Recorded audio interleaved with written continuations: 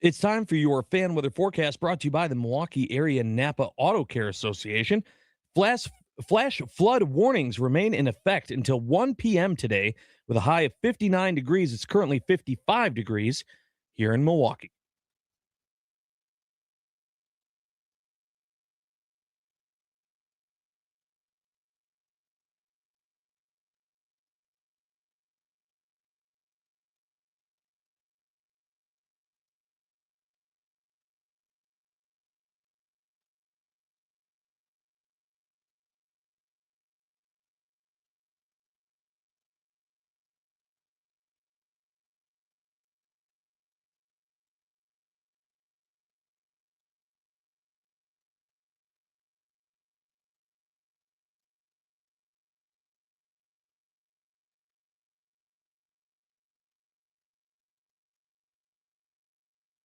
I am an eternal optimist. So please, God, don't tell me that you're an eternal pessimist. I like to say I'm a realist. Oh, great. We're going to get along great. This is going to be great. This is Inside Wisconsin Sports with Trevor and Josh. Crowd is here, about to blow, waiting for me to start the show. Out the curtain, lights go up from home. Whoa! They stay put. Contreras right side, and it's through. Hamilton around to score. Death by paper cuts. The Brewers are finally on the board. And a seeing-eye single by William Contreras. Just out of the reach of Sosa at second base. Chopper over the head of Rogers. Here comes Frelick. Throw to first in time. Sal scores. Teray drives him in on another little number. Hard hit ball, left field, Lockridge right there. Ball game. And the losing streak is over. First save of the year for Abner Uribe. Woo! Boy, was that needed. Brewers come away with the big win. Not a lot of offense, but a W, and that's all that matters.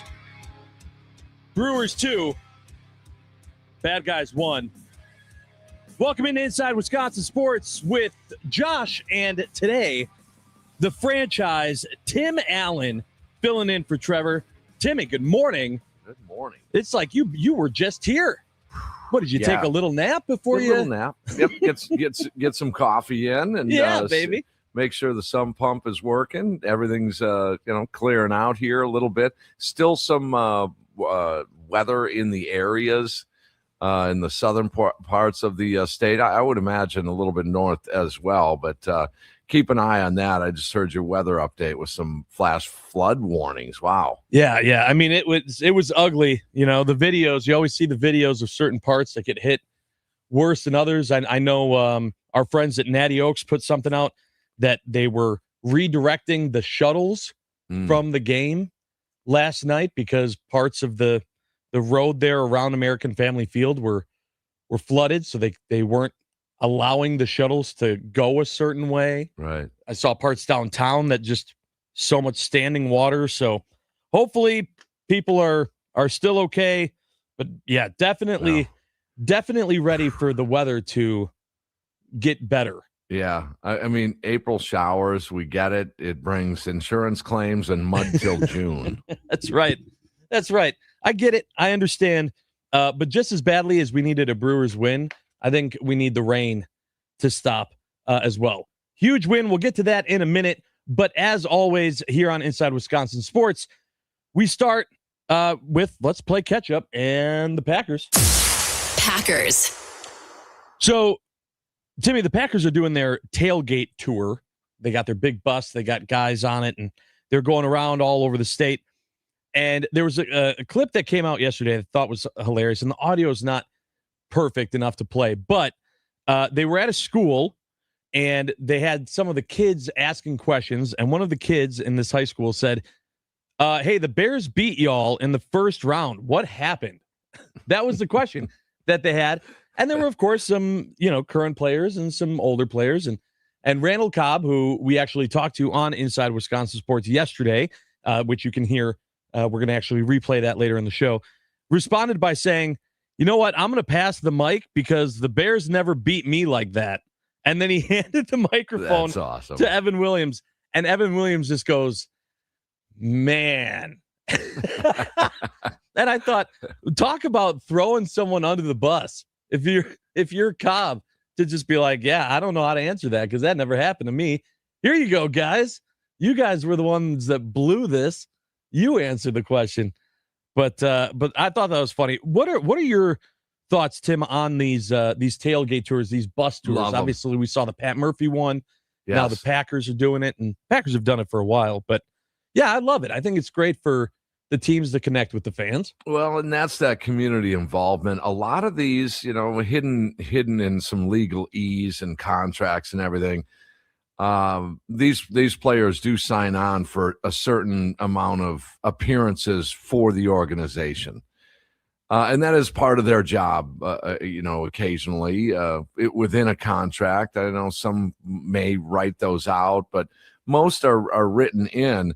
I just think that is, one of the connections between a fan base and the team when you do that. I think back years ago when I was working at a couple of radio stations down in Kenosha, we would have, the Brewer tour. I remember this. Jamie Navarro, I think it was Jamie Navarro, Mike Fetters, and someone else ended up in my studio that day. This was just prior to me getting into sports talk.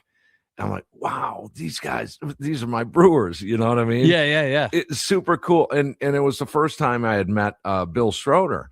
He was on one of those tours, and it was at a place down in Kenosha called the Spaghetti Station. And I remember meeting Bill Schroeder for the first time then. He wasn't a player at the time, but then later on, I remember running into him at County Stadium, and he's like, "Do I know you from somewhere?" And he remembered. That was kind of cool. Yeah. But I just love these tours, and it really, when you put kids in front of the team, I think it's even more impactful. I mean, I totally agree. I think that it's these have to be handled the right way, right? Like with the Packers tailgate tour, they purposely don't tell you like exactly where they're going to be and when, because they need to control a crowd and the environment and those type of things. I think back to, do you remember when the Brewers did like autograph sessions in like parks? You remember that? Yeah, like block parties. Yeah, the block parties. That's right. Yeah. And depending on, like, they put out ahead of time who was going to be there. And I remember there was one that Braun was going to be there at. And I think that one was like in Tosa. And it was nuts. Like, there was no, like, downtown Tosa was not able to handle, like, there was no parking anywhere. Like, people were just, like, putting their flashers on in the middle of the street. Like, it was just completely overran. And so I understand why they do it this way. I thought, that was probably good that when Murph was doing his, you had to get tickets. They had it at specific venues. People were still able to do things, but it wasn't just necessarily we're going to be here if you want to stop by, because Wisconsin sports fans are passionate and they'll show up, and it'll become a big thing. It does and has and will. And, gosh, shame on them for having our super successful, get together here with fans, whether it's Packer fans or Bucks or Brewers or whatever. But that's a good thing. That the infrastructure has to be there, though. You're right. Yeah. Well, and it's a good thing when the Brewers get wins instead of losses. Brewers. So we're going to talk about the game a lot last night. Obviously, as I just mentioned, Tim, you did the post-game show with Tommy. I mean, when did you guys go off air? 11 o'clock? 11 o'clock. Yeah. So literally, thank you again for being here. Sure. The franchise pulling a double, essentially. Come on. It's radio, man. People work so much harder than we do. I'm not going to lie. My thought was going into the 8th, like, he's going to be on so little sleep. And if they go into the night with another loss, and it's in that fashion, like, I mean, a lot of that game, the offense was non-existent. And so, like, for that to be, if that would have been the story, if that would have been the narrative, and not canceling this losing streak and starting over with, what's the streak? 1 win. If we wouldn't have gotten to that point, I was worried. I was worried about which Tim Allen I was going to have this morning. Might have been better radio. I don't know. You might have gotten something good out of it, but it's just when throughout the game, I was thinking about, man, okay, so your offense steps up and then your bullpen lets down. Then your offense is down, but your pitching is good. And just you can't kind of dial these things in together. I felt good about this game. Tommy can attest to this. I felt it in my bones last night. They were going to win that game right around the 6th inning. When Patrick was, he had a little bit of a higher pitch count in that first inning, 20 pitches, and gave up a run. He gave up a walk and a hit and a run. Then after that, you had an 8-pitch inning, a 7-pitch inning, a 9-pitch inning, 2nd, 3rd, and 4th. And just after that, I just said to myself, they're going to win this game. They're going to find a way to win this game. Did they win it in pretty fashion? No, but that doesn't matter right now. What matters right now is solely the win. They're not at full force. We all know that. But just to get any win at all right now, and especially last night to even up the series at a game apiece, you've got a shot to win a series here today. That's pretty important to keep in mind, too. You gave yourself a chance to win the series with a victory today, but it just felt to me like they were going to somehow, some way. Now, granted, the game before that, I thought Joey Ortiz was going to win the game with the bases loaded in the bottom of the 10th inning. I thought something was good was going to happen then. So it does go both ways, but a big win. Did it look pretty? Josh, it didn't at times, but you found a way late in the game. Yeah, and to your point, they came away with a win. There were some questions that came from that game, specifically with who closed the game, right? With Uribe being in there. We'll talk about that coming up next in the next segment in I Have Questions. Just what does this mean for that closer role, and what do we want Murph to do? Of course, we'll also answer any of your questions, but those are the big ones that we have coming up in I Have Questions. And then also, we're going to talk about just, in the morning mind dump at the top of the 7 o'clock hour in regards to the Brewers. Are we vibing as fans? Are we vibing with this team? I feel like we connect on a different level to teams based on just what we see from the team. It's more than just their performance, right? There's some teams some years we just don't like the team as much. We obviously want them to win, but we're not vibing with them as much. And I'm curious where people's vibes are at with this Brewers team. So that's coming up at the morning mind dump at 7 o'clock. All right, now we're going to go on to Bucky and the Badgers. Badgers. So yesterday, Barry Alvarez spoke. There were tons of clips on social media of him talking about the identity of this Badger football program and their athletics and what he thinks needs to happen next. And that had me wanting to ask you, Tim, and everyone out there, do we care about Barry's opinion? Like, is this a thing, like he's still like Badger royalty, and until the day he's no longer with us, we are going to want him to be a part of the decision-making? I feel like a lot of people feel one way or another about certain people that aren't getting paid to make those decisions, making those decisions. A lot of people get mad at Giannis for, being a part, giving his suggestions, saying, oh, well, Giannis didn't want this guy. Giannis was the one that said, go get this coach. Giannis shouldn't be making those decisions, which is probably true.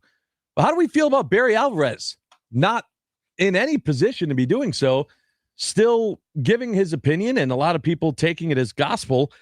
Is that okay? I don't know. How do you feel?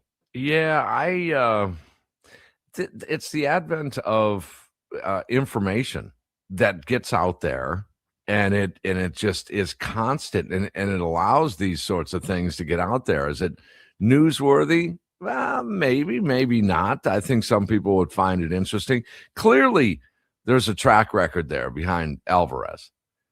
And so I would listen long and hard about that. Now, would I react to any, advice or aim? Maybe I would take a couple of tidbits from him. Is he hired as a consultant that I'm not aware of here? If he is, I'm also not aware of it. Okay. I know that I think he's just there. Like the best way that I can think to describe this is a few former lives ago, I worked in banking and I worked for US Bank, and I was in the big tower downtown where, there are a bunch of big companies. And I ended up actually helping the former CEO of Northwestern Mutual.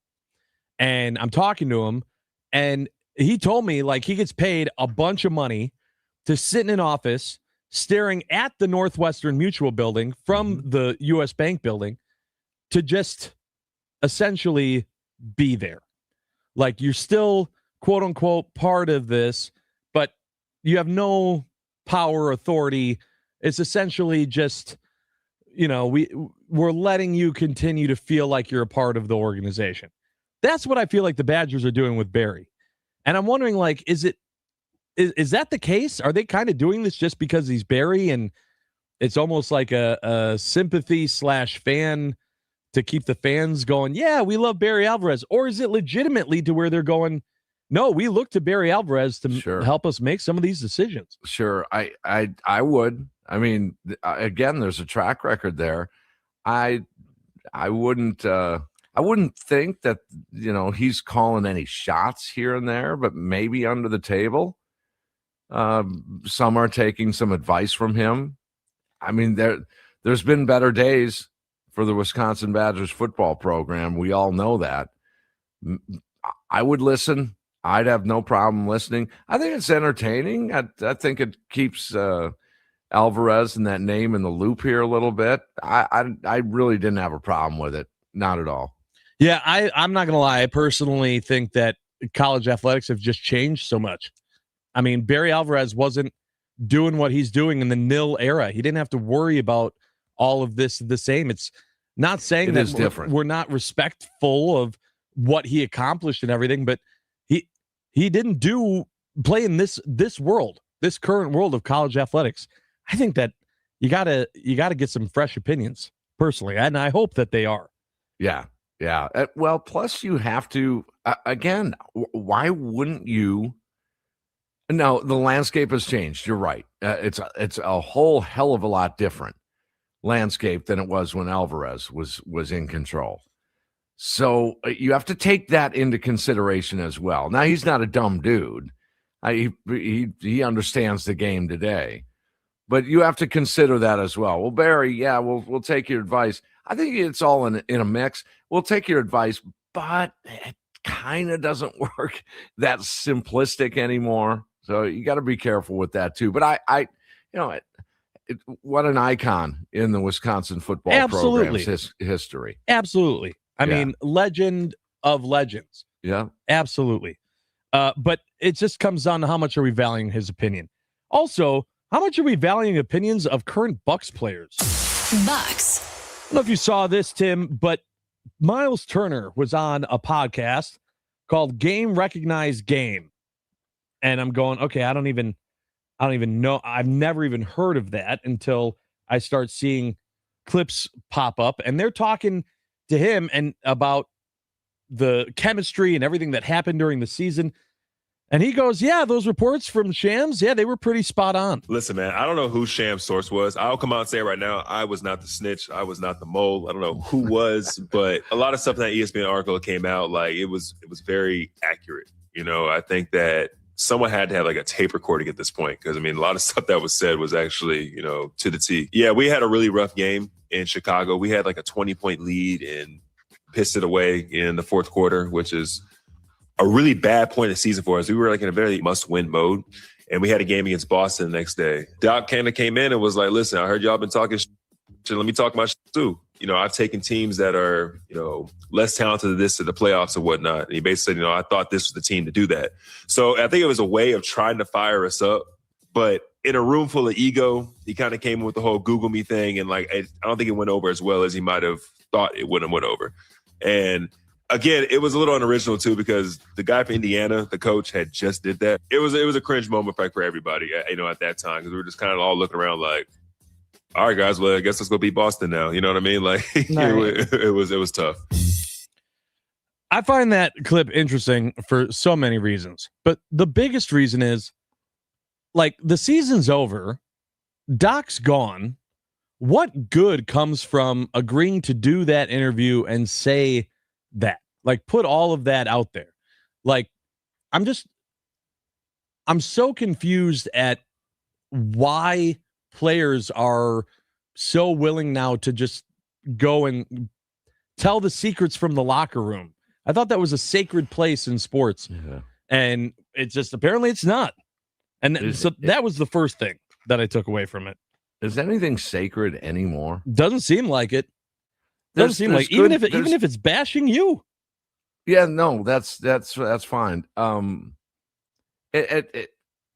don't know. There's good and bad to is anything sacred anymore? The good would be, hey, that we're in the brotherhood here, and we're going to keep it in here, and this is our deal, and we're going to war together, and etc. On the other side, there's something to be said about, revealing and being transparent and being genuine and authentic. There's a balance there. There definitely is a balance there. I mean, if it's all going to come out, let it all out, and just wash yourselves of a really bad season. What did ESPN grade out the Bucks? I was just reading this morning. A D. Yeah, and that's probably being generous. Might be. There were some, obviously decimated by injuries throughout the year. There's no question about that. But, there's good and bad on, and this goes with even the news cycles. Yeah, Josh, I have a source. Okay, well, some people, I should say me, I take that with a grain of salt, because a lot of times a reporter says they have a source, and they're just speculating, giving their opinion, because they don't need to back that up. I 1000% agree with you, Tim. I literally joke about, and I have it in my Twitter bio. If you go to my Twitter account that says #per source, because it's the biggest cop out that's created itself in sports reporting. And we're in the all media. I have to do is say per source, and it's like, oh, well, they must have. I don't have to tell you. I just have to say the magic words per source, and now everything I say is valid. It's crazy. I mean, I've always cynically and tongue in cheek a lot of times just have made proclamations about the Brewers. Like, for example, right now, Abner Uribe, I have a source that says he's going to be the closer moving forward. Wow, I wonder if I can trust you on that. See, and I don't have to reveal my source, do I? No. So if I'm right, then I'm a good reporter. Right. If I'm wrong, then the source was wrong. Right. Then my per source, the sources that I have that I never have to reveal. That's and right. You can just speculate. You can just blame them. I personally think it's I think it's healthier and more entertaining, and when we know more information as fans.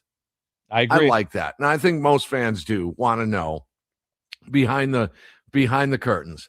They want to hear the conversation. And you know what? The Brewers have a guy that's pretty damn transparent as their manager right now. He's been really open about so many different things over the past couple of years. So we get that with the Brewers. And the NFL probably is a little tighter ship than most other sports. And then the Bucks with this type of season, why not? Let it all loose. I mean, how much worse can it get? Well, that ain't the truth. Anything else? Anything else? Yeah, I mean, we mentioned it, but the weather, man, it just continues and continues. Flash flooding, rain, especially here in southeastern Wisconsin. Obviously, we're hoping that everyone's okay all across the state. But man, I am done with this extreme weather. If it's going to rain, fine, but it goes from tornadoes and hail and thunderstorms to flash flooding. What's next? Are we trying to hit all of them in 1 week? Boy, Well, boy. it happens, and I don't want to make light of it because there's a lot of, and not that you are, Josh, but I won't make light of it because there's a lot of folks that, what a hassle when there's 6 inches of water in your basement. Yeah.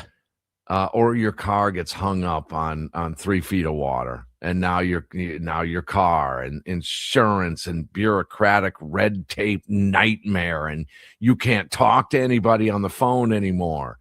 It has to be submitted via the website, and then we'll schedule an appointment for the agent to come on out. It is really tough on a lot of people. We saw that last August with some flooding as well, and then going back to, I think it was 2008, where there was some flooding at the park, as well as the surrounding areas. It is really, I think, troublesome. For some would be putting it lightly. Some people would say, hey, my house doesn't leak a drop because okay, fine, you're great. It's good. But yeah, it's tough at times. Weather in the upper Midwest here, we should expect some of this occasionally. We should. Well, and that's the thing, right? Like, we get the cold and we live with the cold because then we don't have to deal with hurricanes and earthquakes and usually tornadoes as much. But man, this year, especially just right now, it seems like it's all coming at once. So we hope that everyone's doing all right. We appreciate everyone tuning in, being a part of the show today. Again, if you're going, where's Trevor Thomas? Where's that guy? He's out. He's out the rest of the week, taking a little break with the fam. We appreciate you being with us here on Inside Wisconsin Sports with Josh and the franchise, Tim Allen, today. Coming up next, I have questions specifically about what happens next with the closer role for the Milwaukee Brewers. But we want to answer your questions as well. Get them in now on the Nicolay Law Fan Talking text line, 414-677-1250. We are live from the Wisconsin Sports Radio Network studios, powered by the Potawatomi Sportsbook.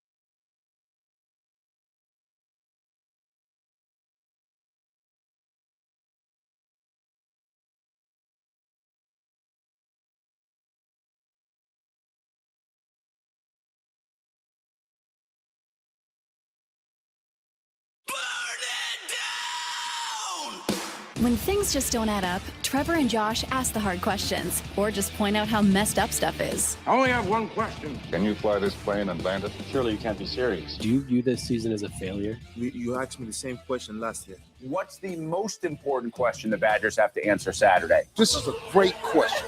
Oh my God, this is a great question. It's time for I Have Questions on Inside Wisconsin Sports with Trevor and Josh. The Nicolay Law talk and text line is where you're going to ask us your questions. You got a question for the franchise, Tim Allen? Maybe you got an answer to one of our questions. Fire them in now. Their phone number, 414-677-1250. This is Inside Wisconsin Sports today with Josh and Tim Allen. And Timmy, I want to go right to the talk and text line before we bring up some questions with some comments from our previous segment. Talking about, first, we talked about the per source thing, right? We had a few comments there I wanted to get in. The 920 said, people won't talk if they have to give their name to a reporter.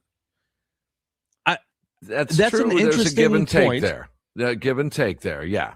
I feel like before, if you go back to the 90s, right? Like, go back to the Jordan era NBA. Like, I don't remember that being there. I feel like journalists had to work a little bit harder and they had a little bit more time to get the story out because it wasn't social media.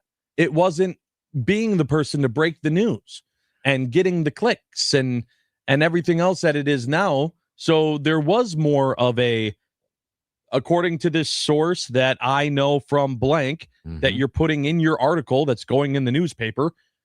You had more time to do all that, and that doesn't exist now. Well, no, it doesn't. And in the political world, you get a senior White House official.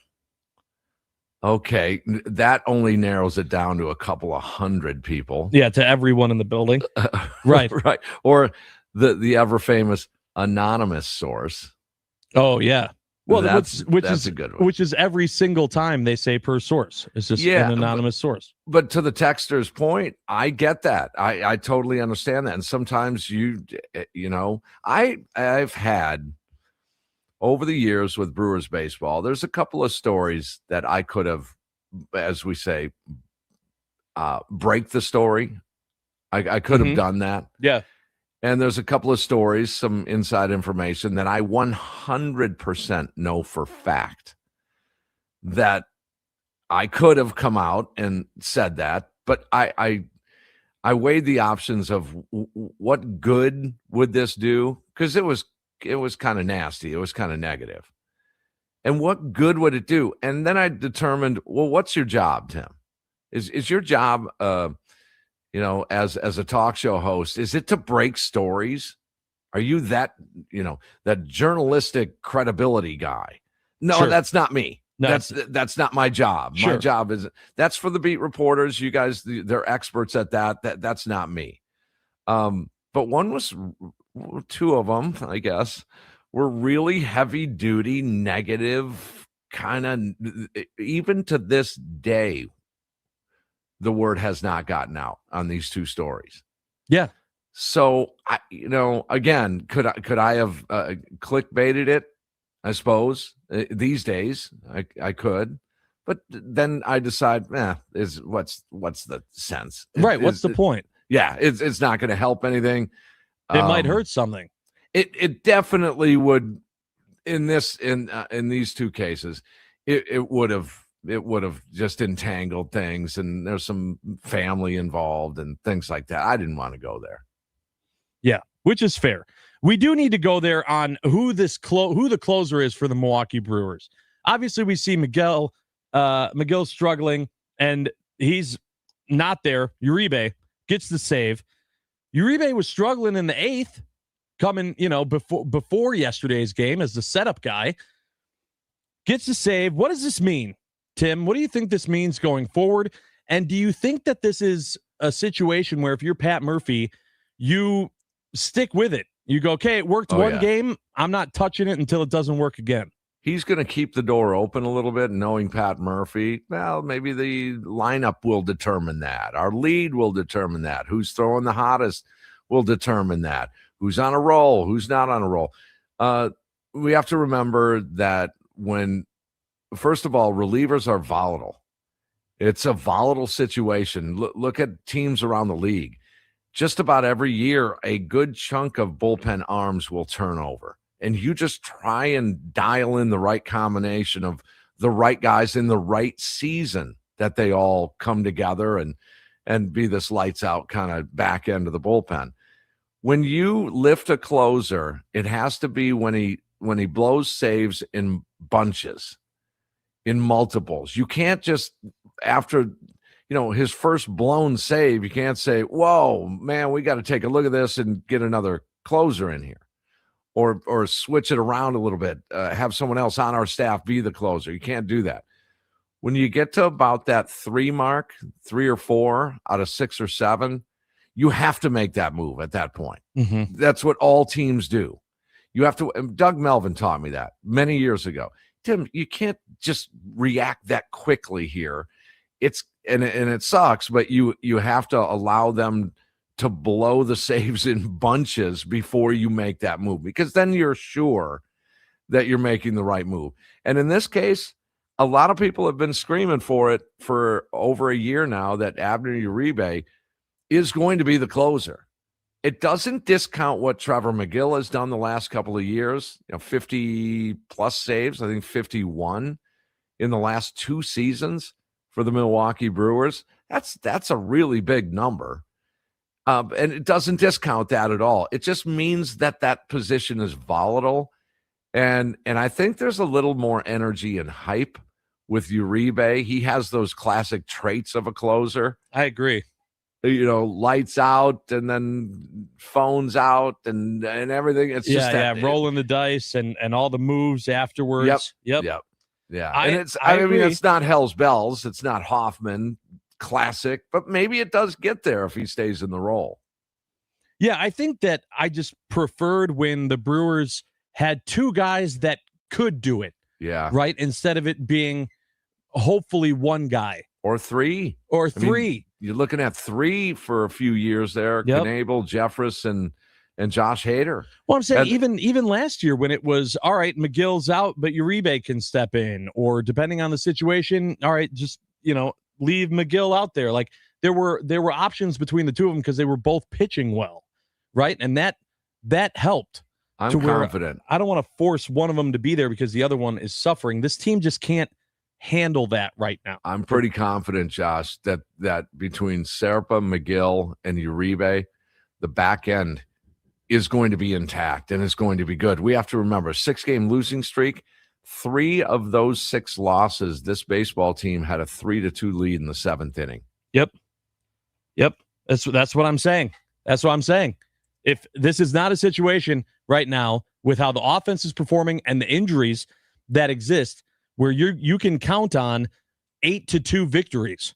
It just is not. That's not how this team's going to be winning games. You're right. And they gotta get through them however they can. I'll tell you one way that it helps is Bryce Terang. Bryce Terang has been on one. He has been one of the highlights of this Brewers offense as of late. We'll hear what he did in last night's game coming up in the most electrifying sound of the day, plus more of your questions on the Nicolay Law Fan Talk and Text line 414-677-1250 here on Inside Wisconsin Sports today with Josh and Tim Allen. We're live from the Wisconsin Sports Radio Network studios, powered by the Potawatomi Sportsbook.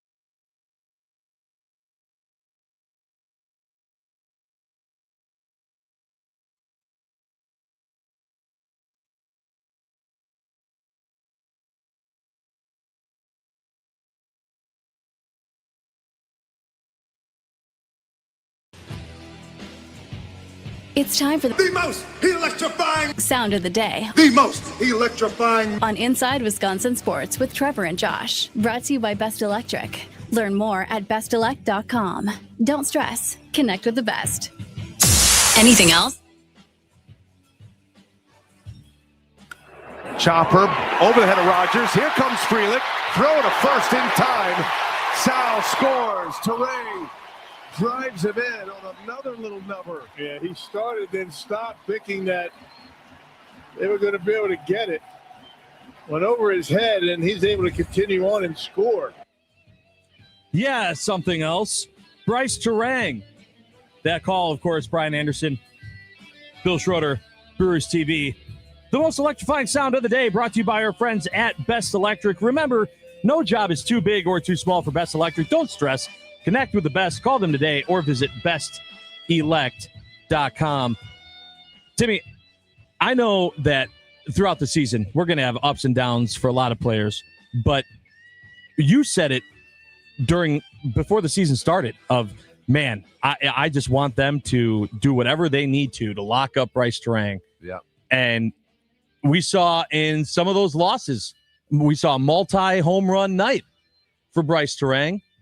Gets the ball in play, keeps the ball in play, gets that RBI home, and the Brewers take the lead that they hold on to for once, 2-1, the victors. Right now, he's probably your best player in your lineup right now.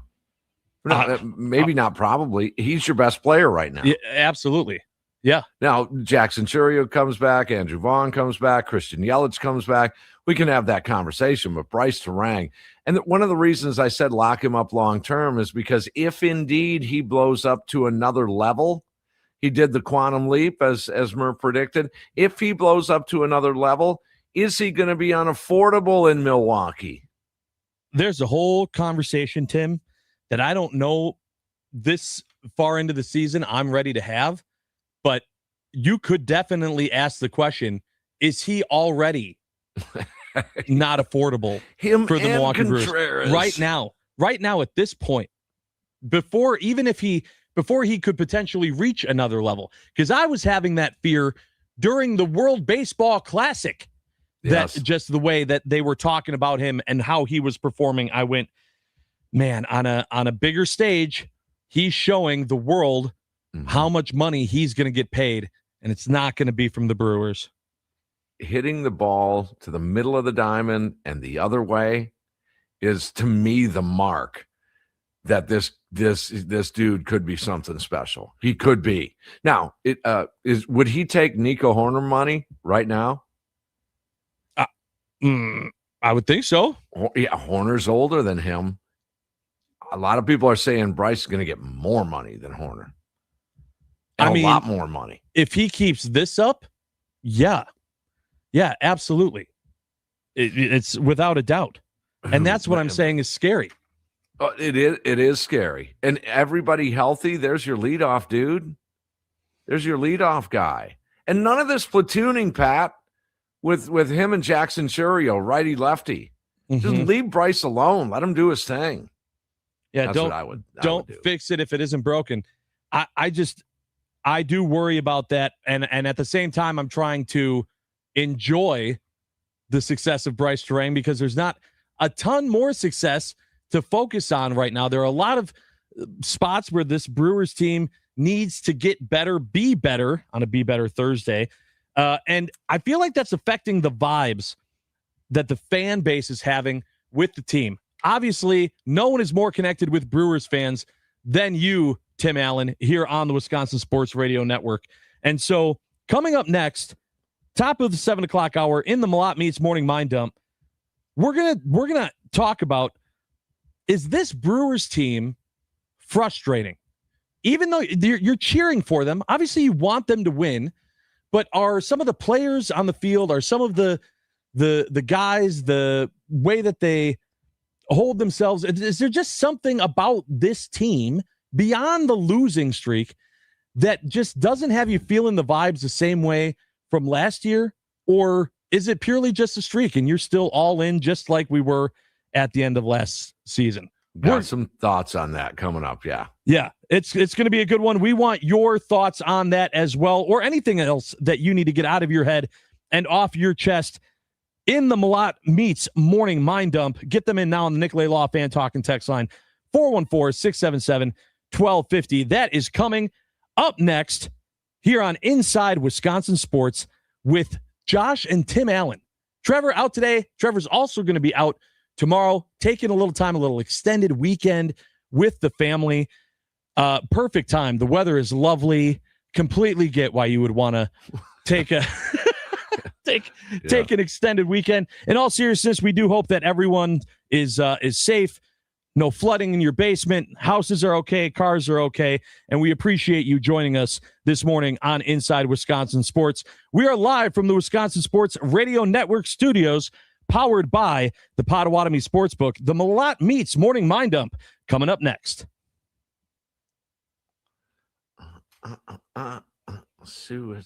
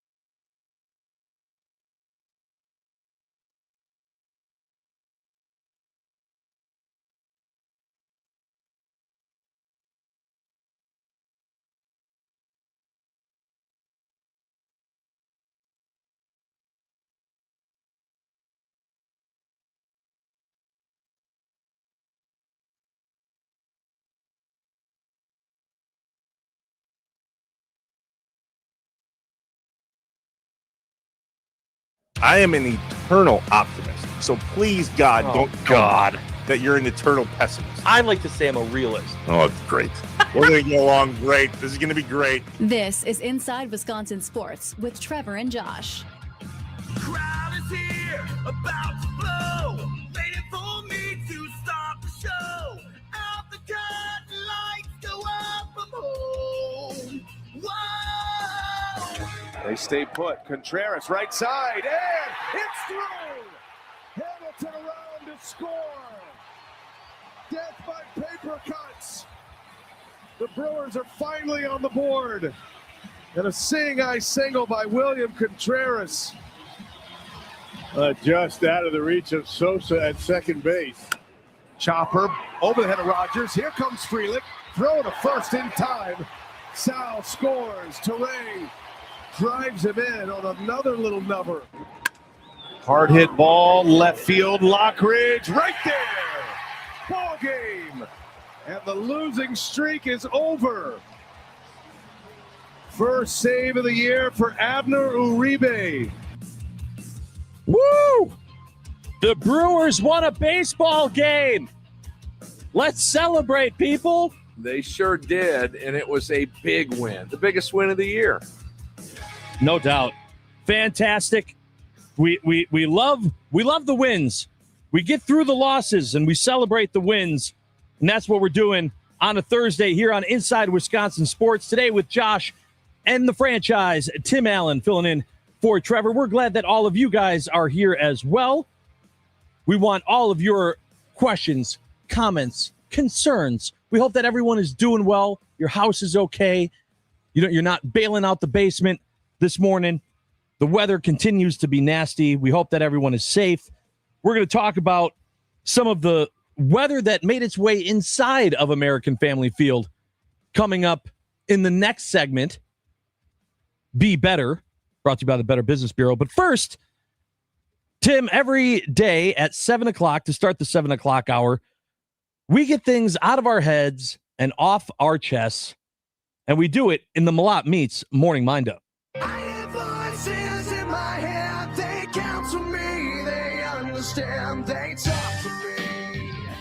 The coffee is kicked in. We're awake and ready to roll. Let's get some things off our chest and out of our heads. You don't know what it's like to be me out here for you. It is an up at dawn, pride-swallowing siege that I will never fully tell you about, okay? I'm as bad as hell, and I'm not gonna take this anymore! I'm in a glass case of emotion. What we've got here is failure to communicate.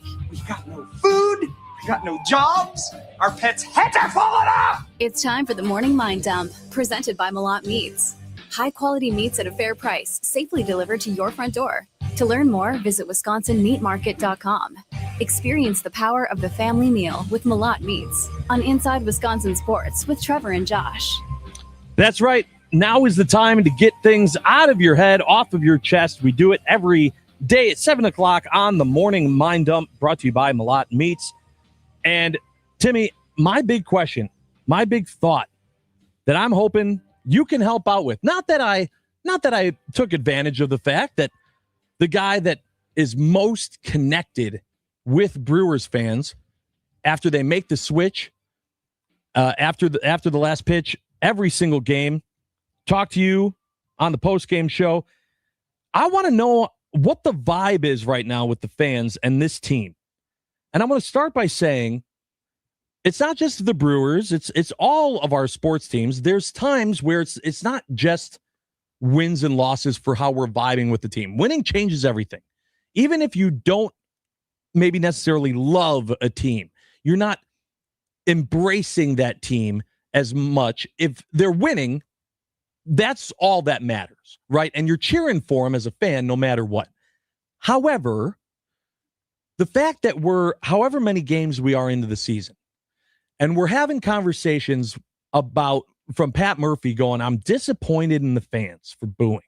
And which we're going to get to that in the 8 o'clock hour as well on the show. But I just feel like that, plus the short leashes on some of these guys like McGill, some frustration right off the bat with Ortiz and some other guys like Rengifo, who's new here and we're looking at. I just feel like I'm trying to figure out what the vibes are, Tim, and I need your help. I don't know if it's just impatience, if it's people are just still super passionate from how things were last year, but I feel like this isn't the idea of we love this team, we're excited for baseball to be back that we had on that first homestand. That's gone. Is it? That's what I'm feeling. Okay. Out there.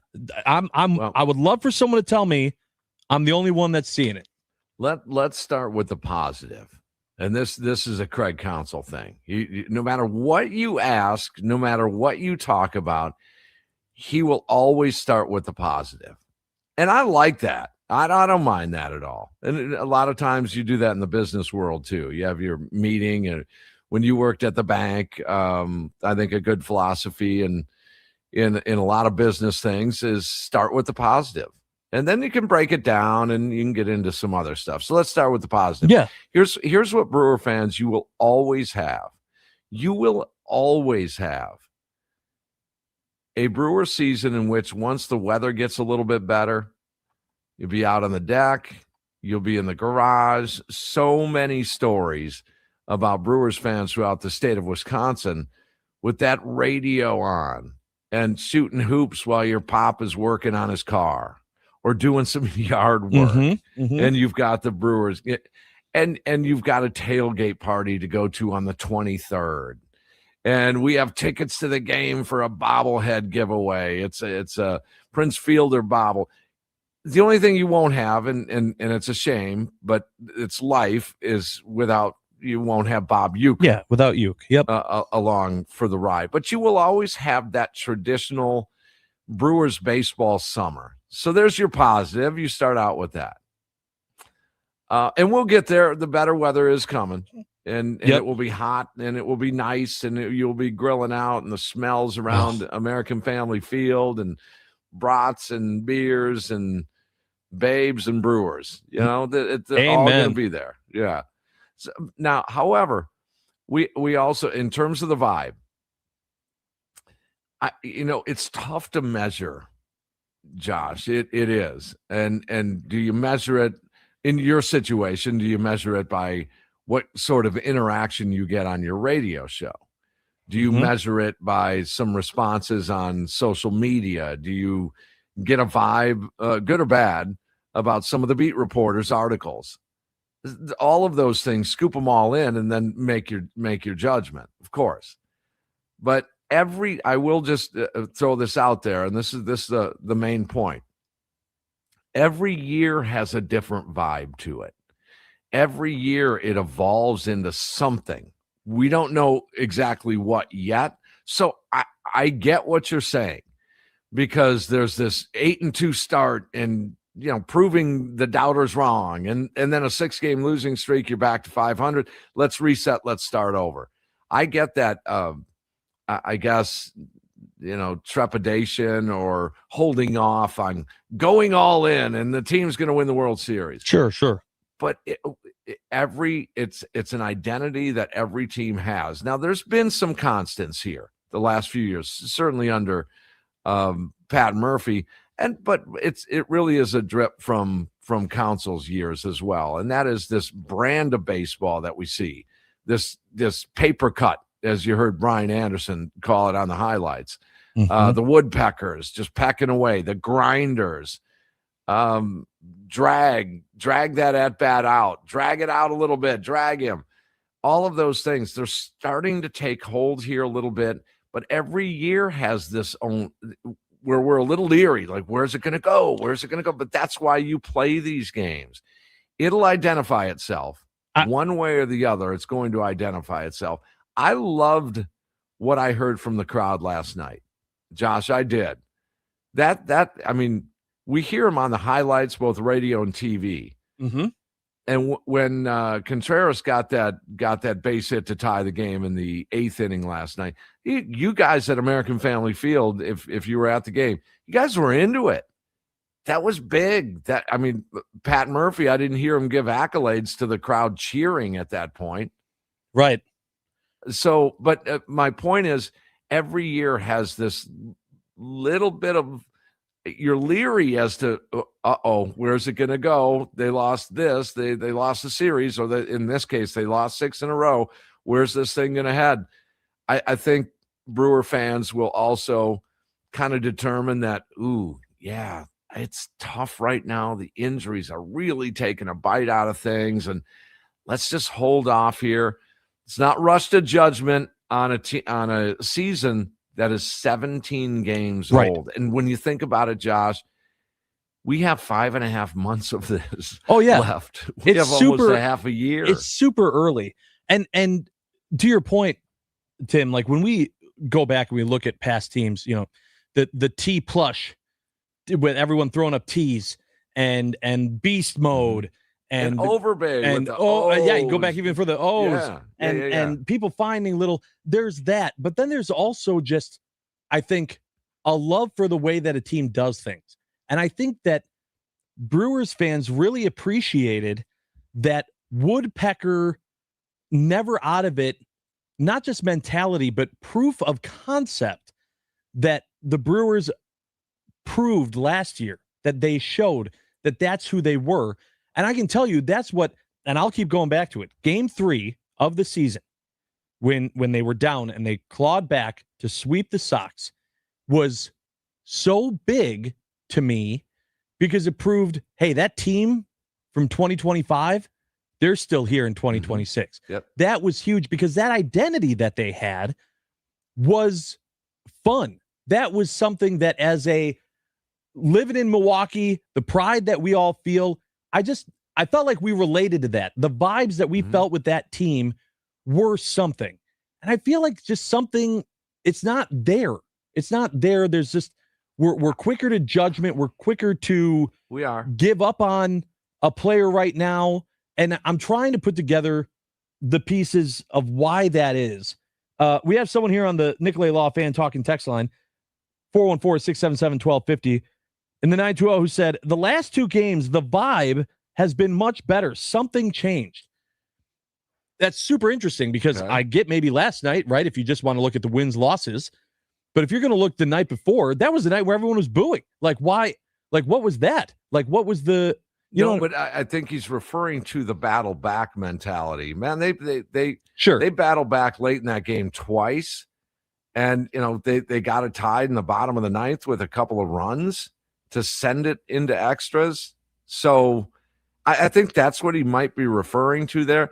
Maybe something did click because they internalized a 6-game losing streak and they needed to get back on track. And but I totally respect a Brewers fan's or a baseball fan's opinion if they were to say right now, it's just not going to happen this year, folks.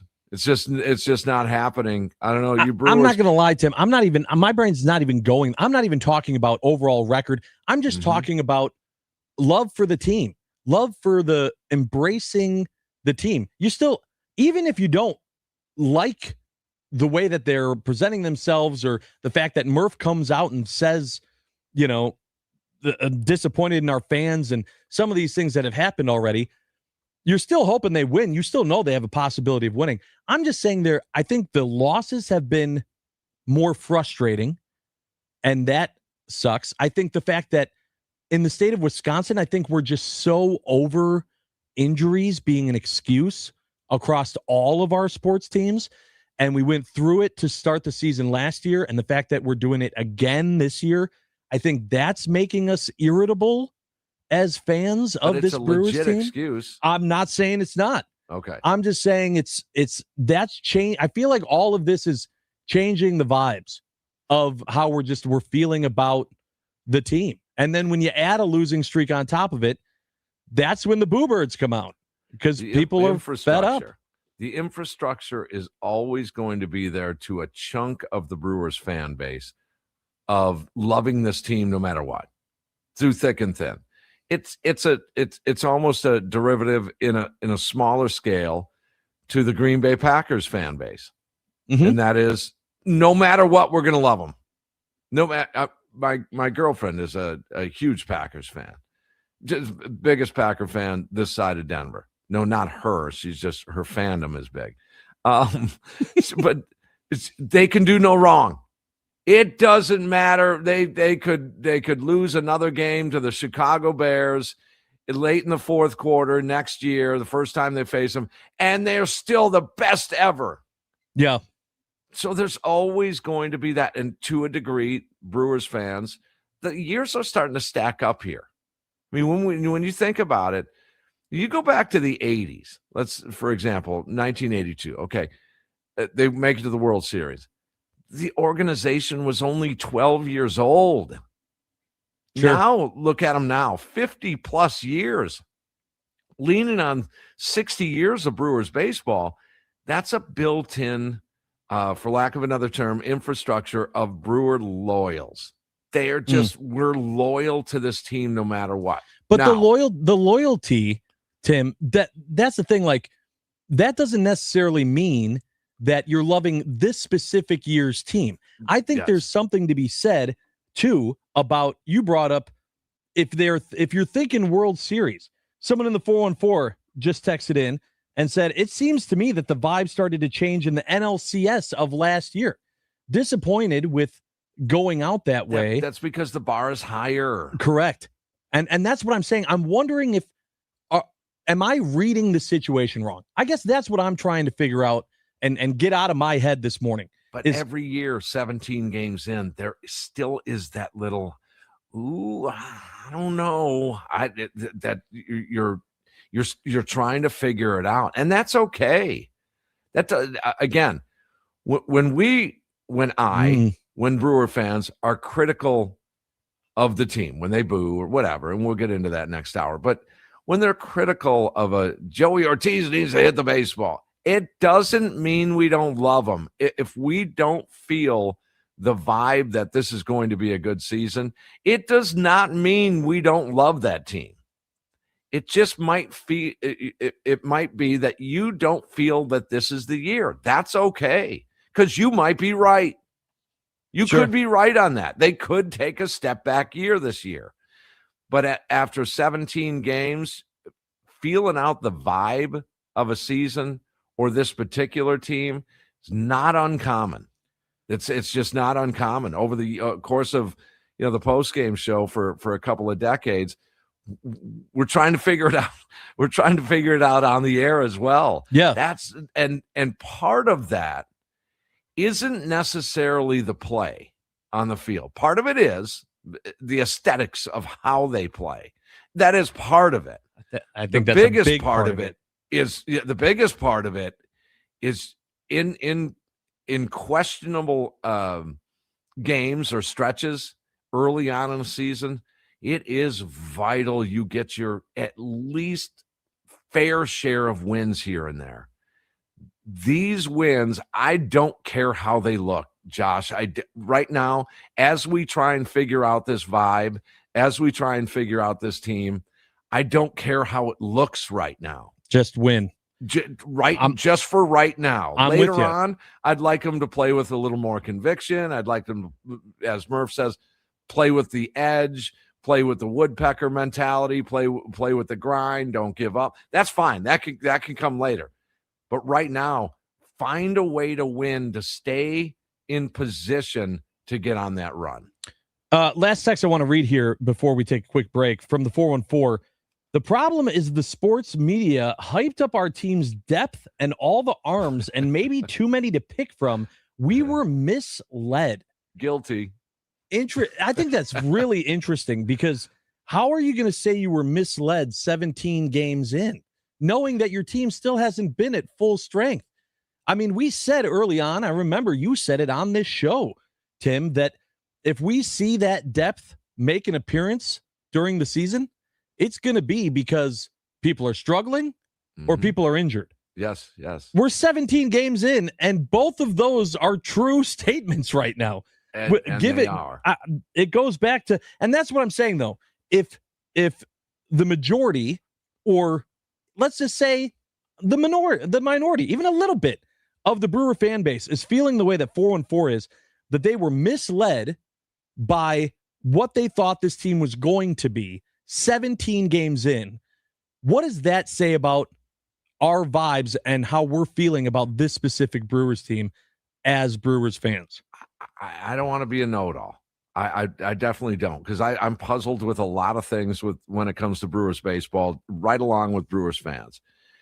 But it does not surprise me that the offense is scuffling a little bit when you lose those guns. It does not surprise me that occasionally the starting staff has had a few blips here and there because of the youth. Look at Brandon Sproat. His outings have not been good, guys. What does surprise me, though, in all honesty, is that back end of the bullpen.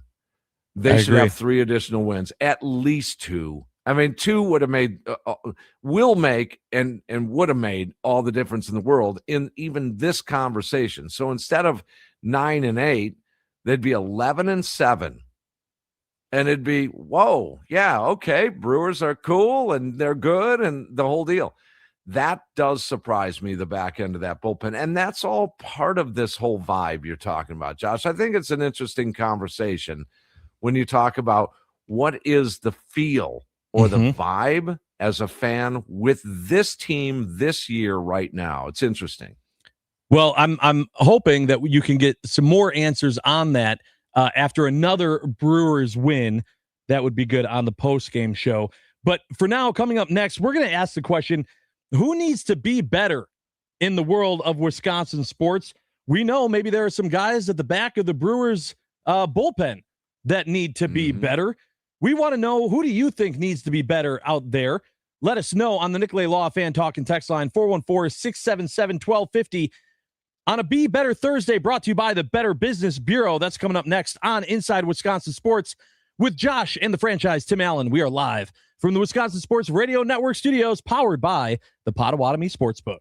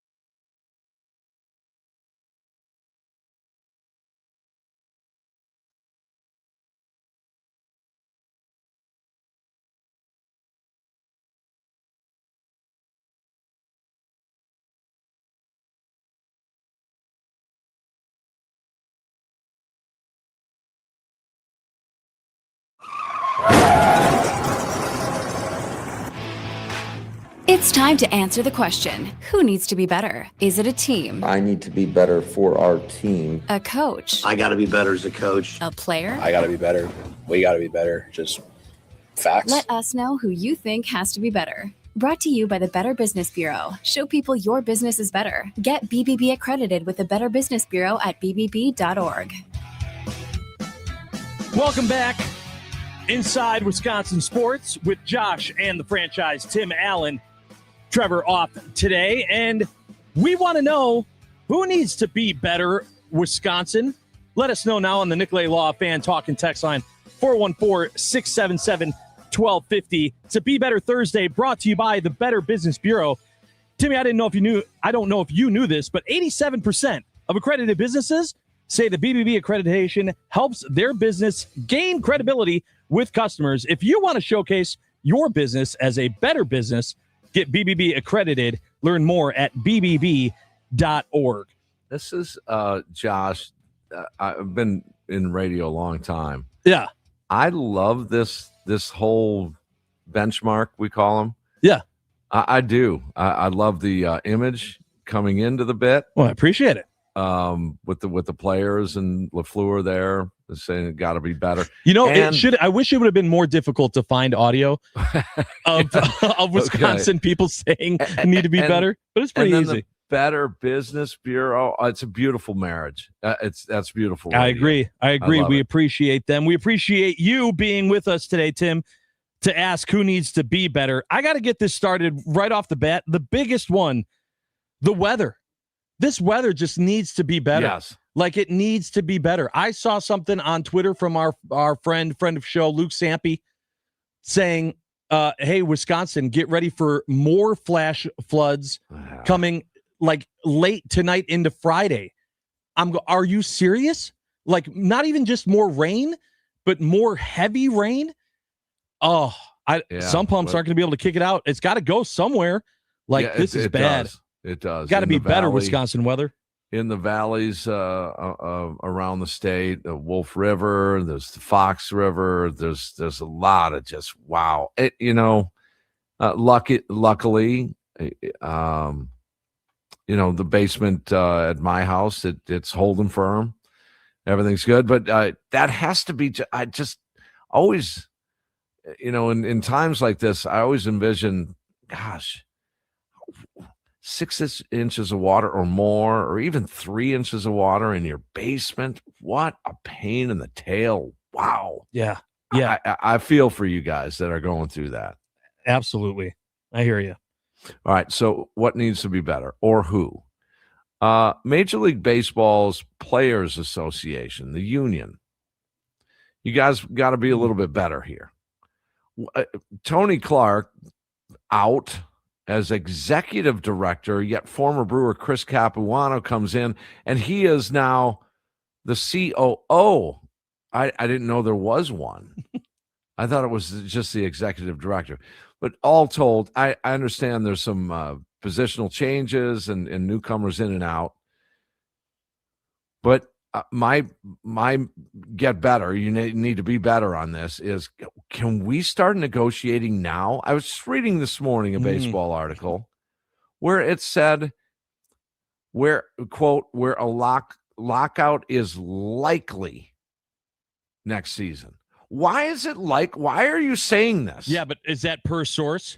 Going full circle exactly. Here, is that per source? And right. How do you know, Timmy, that they're not talking behind closed doors about, I'm sure some conversations are already taking place between MLB and MLB. I hope so. I hope so. But if you found a report that says they're already talking, I'd like to see it, because I'm seeing nothing about Last I heard, they were going to talk in February when spring training got rolling. I haven't heard anything about it. Yeah, it's been crickets.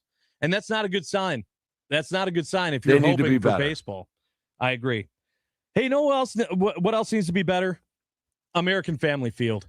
This is going to be a little bit of a take, but I know heavy rains. All of our houses, everything's been getting beat to hell with weather the last couple of days. But the videos coming out of the leaks at American Family Field, and not even just like the ones that you see from the roof, like people showing them coming down the pipes and all this other stuff from the rain. And I'm going, that's the stuff you see, like seeing water come down from pipes. That's the stuff I see at Wrigley, at the dump. But we're better than that. We got to be better. What do we got? We get up there, put some tarps up there, do something. Don't let that water come through.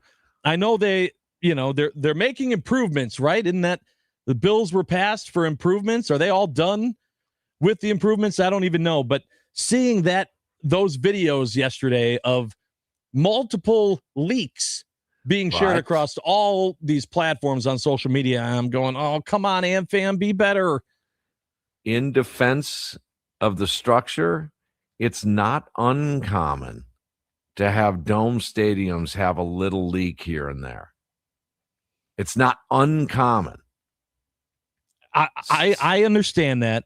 I think more than anything, I love being able to say, hey, we put a roof on it so that we can play baseball games. Wrigley, you're stupid. Multiple other teams that I hate, your stadiums are stupid. And then when there are clips that get to go viral of water getting in, I'm like, that doesn't help my argument. Come on, be better. That's true. Fill those holes, guys. All right. Who needs to be better? This is a who needs to be better, and he's got a G on his helmet. Ooh. That's Matthew Golden. Ooh. You need to be better. Interesting. Tell me why. 29 catches, 360 yards. Caught one touchdown, and he had to wait to the postseason for that. Yeah, but don't you think that he's going to have the opportunity, Tim, to be better now that the Packers have been clearing out guys? I mean, he's going to have more opportunities this season. Yes, At least he should. And that's why even it's more important that he does better. And he has to. You think about that. There's a lot riding on Matthew Golden. Once Wick's out, now Reed's going to provide some release, but Golden needs to be better. That's a number one pick right there. They need to at least get a number 2 receiver out of that pick. Will he be a legit number 2 receiver? He needs to be better. I hate to do this to you, Tim, but next up for me, your boy Joey Ortiz he's got to be better. He's got to be better. Well, let's check his average. He had a base hit last night. Yep, he had a base hit, but you're a professional baseball player. I don't know if it's in your head, bud, or something else. I understand. I don't know if teams are doing it on purpose now or if the baseball gods are just you pissed them off and they're coming at you. But when the bases are loaded, you got to go see some sports psychologists, do something. You cannot let this be what you are remembered for in your time in Major League Baseball. If I had to define Joey Ortiz, his career, when we look back, if his playing days ended at the end of the season, I'm going, he had a good glove and we were getting out if the bases were loaded. Right on. You can't have that be your legacy. Be better, Joey. Be better. Well, let's see check his batting average. Let's see what he's doing. How much better is Joey Ortiz going to be? I mentioned this to Tommy Wirtz on the post-game show last night. I think it was off the air, though. When DL Hall came into the game, I think that's when we were talking about it off the air. 208, by the way. He's hitting 208. Not great. No. But it does scream the Corbin Burns deal, guys. It just does. Now, was Corbin Burns worth a moderate reliever in DL Hall and a good glove at shortstop in Joey Ortiz? Ooh, Matt Arnold or Stearns, whoever that was. It was Stearns at that time. Wow. Okay. Bucks need to be better, obviously. Anything specific with the Bucks or just the Bucks? Yes. No. the whole relationship, how it got to that point, and I don't think, regardless of what's his name's reports, and there's been some battle as to I don't think we know everything about the conversations between the Bucks and Giannis. I hope we don't know everything. Is what I'm hoping for. Sure. But how did you end up with you go back to 2021 and wow, an NBA title here in Milwaukee, Wisconsin for our Milwaukee Bucks. And how you let it get to this, if a lot of these reports are true, and I have no reason to believe they're not or that they are, but a slap, when you have Giannis, one of the best basketball players on the planet, saying that it was a slap in his face, how did you let it get to that point? How did things happen to where it evolved to that? From there, 21 and an NBA title, to here where dude says it was a slap in the face and disrespect. They got to be better amongst themselves. Find some common ground, some easier said than done, but you got to be better in the relationship between that player and that organization. I'm going to piggyback you for my last one. Specifically, the Bucks PR team needs to be better. I understand that if they're no longer with the team, right? If you said Doc is gone, all right, well then Doc can technically go and say whatever he wants. Shams is a reporter. He can go and say whatever he wants. But Bobby Portis answering questions on a podcast every week, having Miles Turner be on a podcast I'd never even heard of, talking about feeding more into these storylines of what was said in a locker room, and he's still under your control. You have a contract with him. How are you allowing him to go and say these things? And what does that say about the relationship if you are asking him not to and he's just not? Bucks PR, boo, you got to be better. Final one for me would be, and I know he's my man, he's my boy, number 10 in a Brewers uniform, Sal Frelick. Yep. Sal, dude, I don't know what to tell you, man, but I'd like to see you put the barrel of the bat onto a baseball once in a while. Just give me a barrel. Give me a bang one in the gap once in a while. Yeah. I mean, come on. Give me a sharp single instead of this little duffer. And it will come, I hope. I'm assuming it will. But I'm not going to question his want, desire, and love of the game of baseball and to succeed in that game of baseball. But, Sal, you got to start squaring up some baseballs on a little more consistent basis. I love the fact that you would peck another infield single. I get it. Gold Glover out there and right. Run into a wall. You're a freight train on the bases. Fine. Square up some baseballs, Sal. Be better. Got to be better, Sal. We need to see something better from this offense. Although, as we said earlier in the show, Timmy, as long as they win, just at this point, for now, put wins together. Yeah. But we would also like these guys to be better. All right, we're going to answer your texts of who you think needs to be better. Continue them, firing them in on the Nicolay Law Fan Talking text line, 414-677-1250. Your Be Better responses coming up next on Inside Wisconsin Sports with Josh and Tim Allen. We are live from the Wisconsin Sports Radio Network studios, powered by the Potawatomi Sportsbook.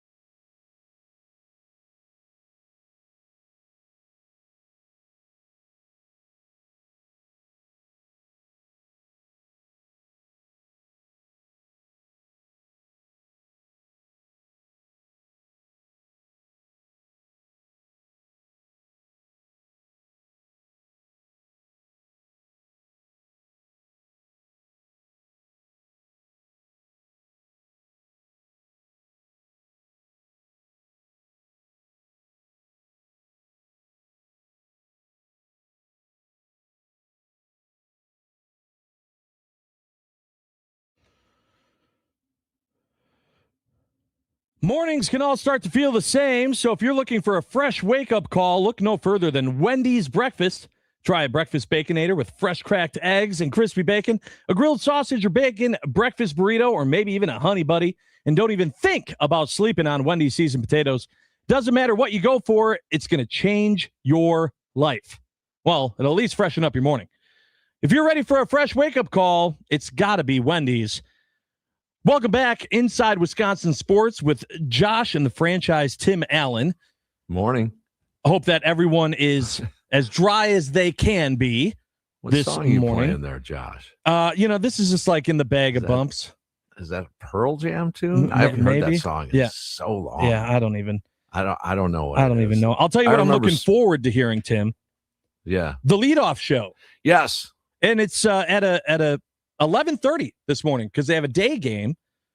Brewers snap a 6-game losing streak last night and now try to win the series against the Blue Jays. Get the starting lineups and get ready for the first pitch with Tommy Wirtz and the leadoff show this morning starting at 11:30 on the Wisconsin Sports Radio Network. It's a weird Thursday day game. Does that not feel Yeah, it's weird? a little different. I try and tell my bandmates that, hey, Wednesday and Thursdays, they're sort of, some could be day games, some could be night games. Thursdays, a lot of times, are off days. Wednesdays are hardly ever, if ever, an off day. But a lot of times, day games on Wednesdays. So, yeah, it's a little different, a Thursday day game, but not totally uncommon. 12:40 first pitch, leadoff show, as Josh just said, underway at 11:30. Then we'll kick Sparky out of the studio. Yeah, you're getting, if you love the franchise, boy oh boy, are we putting you to work in the next 48 hours? I love it. I absolutely love it. So does the Nicolay Law fan talking text line. The 534 saying, I know that Tim Allen doesn't need to be better. So glad that we're hearing you this morning, Timmy. I don't want to make it about me, but I want to do the post game show and I'll fill in when needed. And there's my role. I don't want to do a daily show. I haven't for 20 years. I just don't want to do an everyday sort of thing during the day because I don't want to give up the post game show. Yeah, sure. Yeah. Well, and they said, yeah, that's fine. The bosses said that's fine. We'll let you do both. We'll just have you on even more, and we're glad to have it be that way. Scotty Tiffany on the Nicolay Law fan talking text line says, you know what needs to be better? Brewers fans with the booing. We as fans are here to lift them up, not knock them down.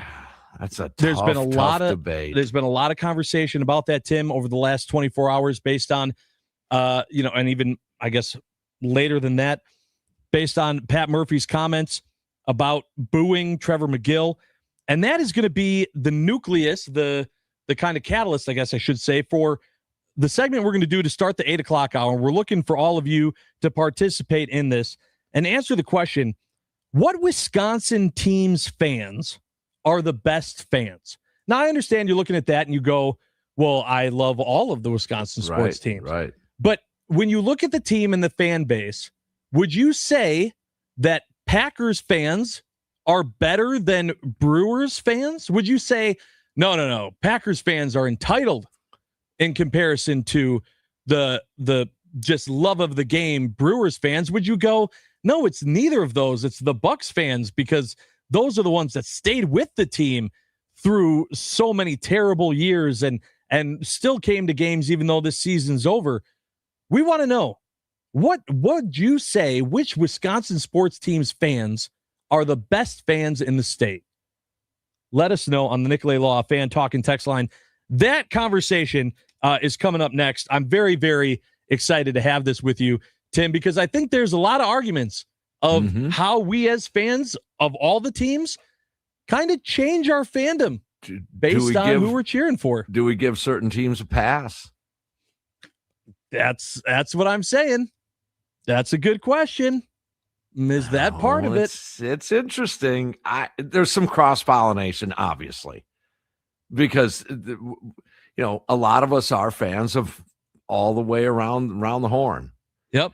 But there's some examples I can cite that frustration That's what being a fan is. I mean, You're- sometimes it's part of it. You're not wrong, but does that define our fandom for that sports team? We're going to discuss that. Hour number 3 of Inside Wisconsin Sports today with Josh and Tim Allen. Coming up next, we are live from the Wisconsin Sports Radio Network studios, powered by the Potawatomi Sportsbook.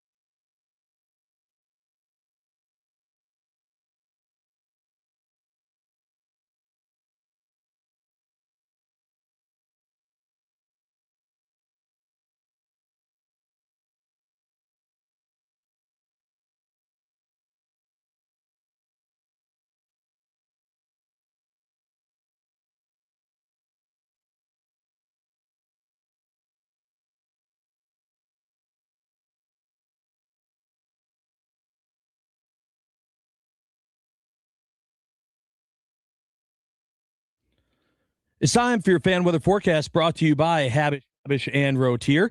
Flash flood warnings remain in effect until 1 p.m. today with a high of 59 degrees. It's currently 52 degrees here in Milwaukee.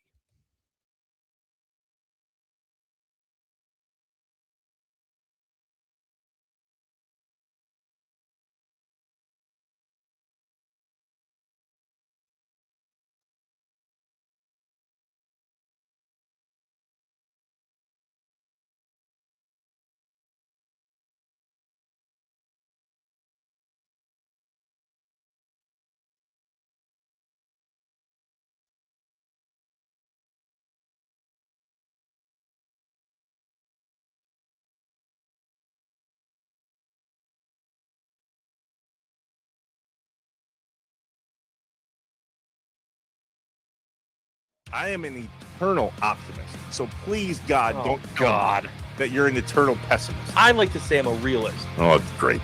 We're going to get along great. This is going to be great. This is Inside Wisconsin Sports with Trevor and Josh. Crowd is here, about to blow, waiting for me to start the show. Out the curtain, lights go up from home. Whoa! They stay put. Contreras right side, and it's through.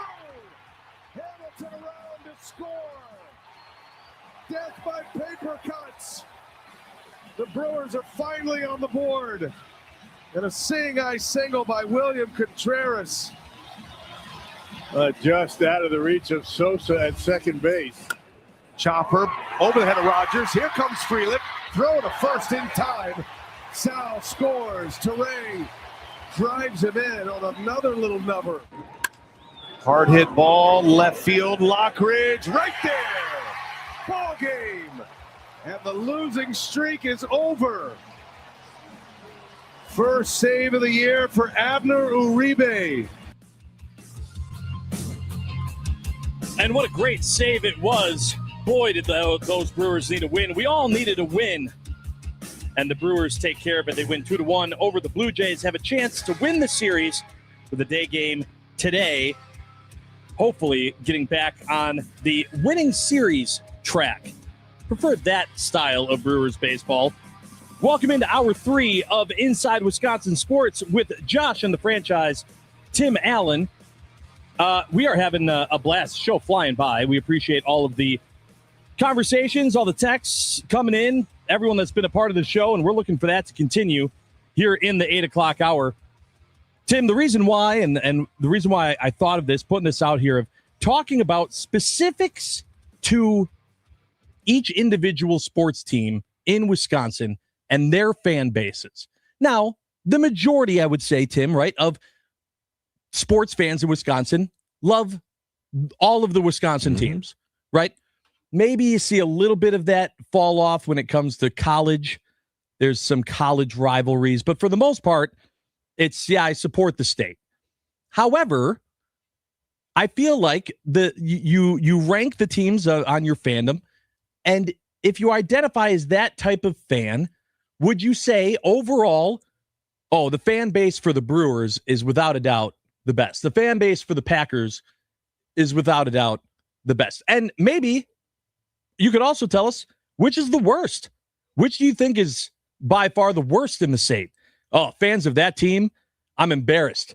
I'm embarrassed that that's the fan base that I have to say represents my state. So we want to know from you out there listening right now. Tell us, answer that question for me. What Wisconsin teams fans are the best and worst? Let us know on the Nicolay Law Fan Talk and Text line, 414-677-1250.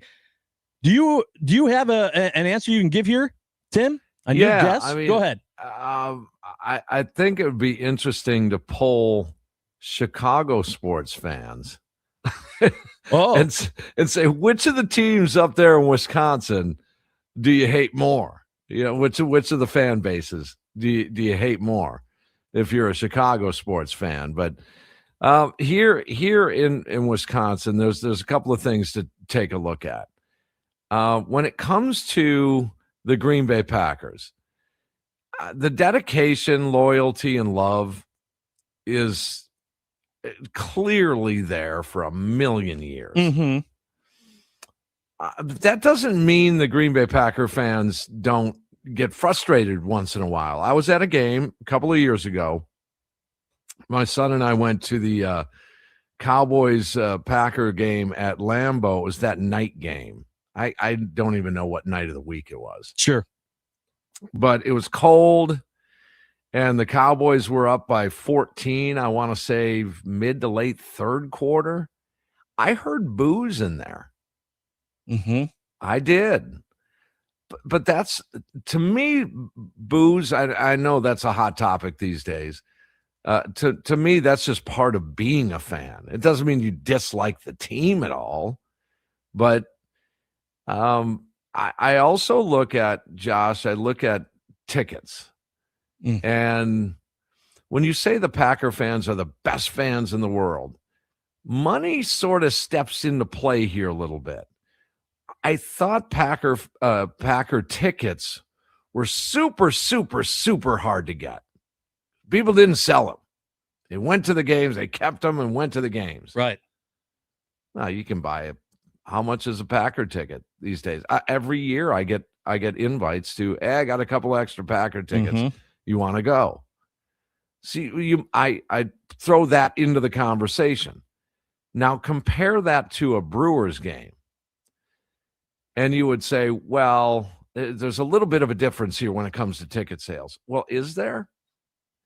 They do this 81 times a year. This isn't 17 a year. It's a great point. This is 81 times a year in which, they average the last few years. I'm guesstimating here. I'm pretty close to within reasonable guess here. 28, 29, 30,000 per game. I mean, think about that. In Milwaukee for the Brewers, you're doing this 81 times in 6 months, and you're selling 30,000 seats on a regular basis every single game. That's crazy good. Now, of course, I'm going to defend the Milwaukee Brewers. Sure. But we have to consider that. And now the Bucks. Again, this is 40 home dates, right? Roughly. Yep. 80, and I don't games. know. I don't know what they average per night. I'm not clear on that. I'm gonna guess, just as absolute guess. I may be way off on this, but 8,000-9,000, 7. I mean, I would say that's maybe a median. I think it probably gets to be it usually, not on seasons where they're completely tanking, but so then you have to consider the games themselves, the type of sport it is. Football being this barbaric, beat on a guy, hit him hard, right? And so you're more into it than maybe a more relaxed Brewers game, or maybe in between at a Bucks game. Now, finally, you go to the Badgers fan base, and you say, well, that's a party. That's just give us another Saturday night game. And it really doesn't matter up there. Sure. It could be 11 a.m. And I've been involved in day drinking at a Badgers 11 o'clock kick a lot. Yeah, and the drinking didn't start at 11. No, it started beforehand at the tailgate. Probably a couple hours before 11. And then you're ready to cash it in about 6 p.m. until you get your second win. Absolutely. But in terms of volatility, in terms of ticket sales, in terms of the type of sport, in terms of how fans react at a certain point in time of that sport, is it 2-minute warning? Is it 30 seconds left and you need a first down? Is it bottom of the 9th inning where you got a couple of runners aboard? You're trying to. And is it 8.2 seconds left and you're down 2 in a basketball game? Mm-hmm. That plays a part here too in all of this. I think overall the fan bases are pretty well behaved. The last I looked, arrests are down. Not that this is the telltale barometer, but arrests have been. Say, is that what you're using as your benchmark? Number of arrests? Arrests have been coming down, though, at both Lambeau and Camp Randall. And really, it's never been a major problem at American Family Field. So you have to consider all those things. And I think the most well-behaved, I would say, just based on the relaxed nature of the sport, I think would have to be Brewers fans. There's a lot that goes into this, and it, to me, honestly, the conversation stemmed from Pat Murphy, and when he essentially said, we have great fans, but they weren't there that night, when talking about booing Trevor McGill. This is what it sounded like. But the fans booing him after he saved 30 games for this team, a kid that's been through all that he's been through, and what he did the year before for us to help us win the division, and then what he did last year, and then came out with an arm injury and still pitched and pitched one of the biggest innings of the game 5. And for them to be booing him up there, that's just not our best fans, that's for sure. We have the great fans, but let's remind them of that. Are they okay to be disappointed? But sometimes young men go through tough stuff. I was disappointed in that those people wouldn't support him when he's going through that stuff. Does he probably care? No. Is it expected? That's fine. But let's not be, these aren't machines out there. These are people. I thought that was in poor taste, but I've done things in poor taste too. So fans are people too. Fans are people too. So this is, as the minister of fandom, I love talking about fandom and being fans. And obviously I tell people, don't tell me how to fan. Pat Murphy, don't tell me how to fan.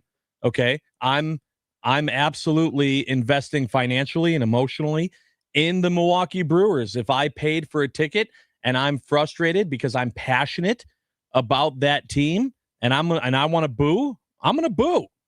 But it's not, it's your frustration or disappointment in the team's situation. Correct. That it's nothing against Trevor McGill personally as a person. That's right. That's right. I mean, and I don't think that Brewers fans that night had an axe to grind specifically against McGill. Right. They were now, frustrated there were some with rogue the situation. Yeah, it's about the situation. And I will say this, that when fans are emotional, that we're people and we get emotional as sports fans.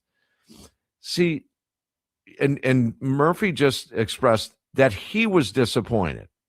Okay, that's his platform. To show his disappointment, he just says, I'm disappointed.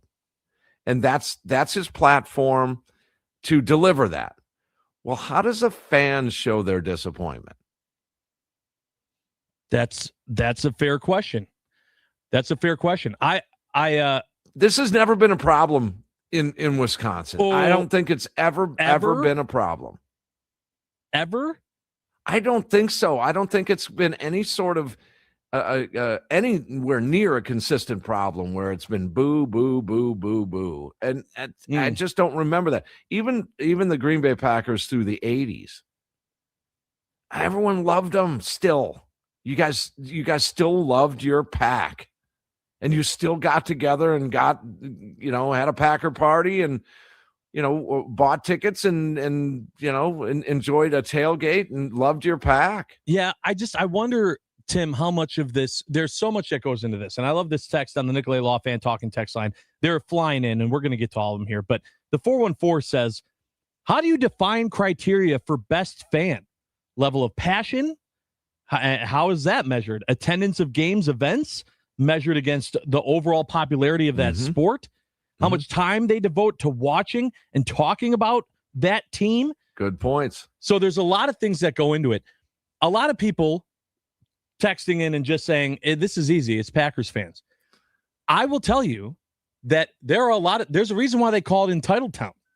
There are a lot of people that look at us as Packers fans and go, wow, you guys just think you're holier than thou. Like everyone, I'm a Packers fan. Like we catch a lot of shade from like St. Louis Cardinal fans. And I have heard that comparison a lot. And that's tough for me because I hate the St. Louis Cardinals more than any other sports franchise. The Cardinals are the worst. I know a lot of people go, worse than the Cubs? Yes. The Cubs have not stopped my Brewers from winning a World Series twice. Okay? That has been what the St. Louis Cardinals have done. But that comparison, being compared to St. Louis Cardinals fans as Green Bay Packers fans, I don't like that.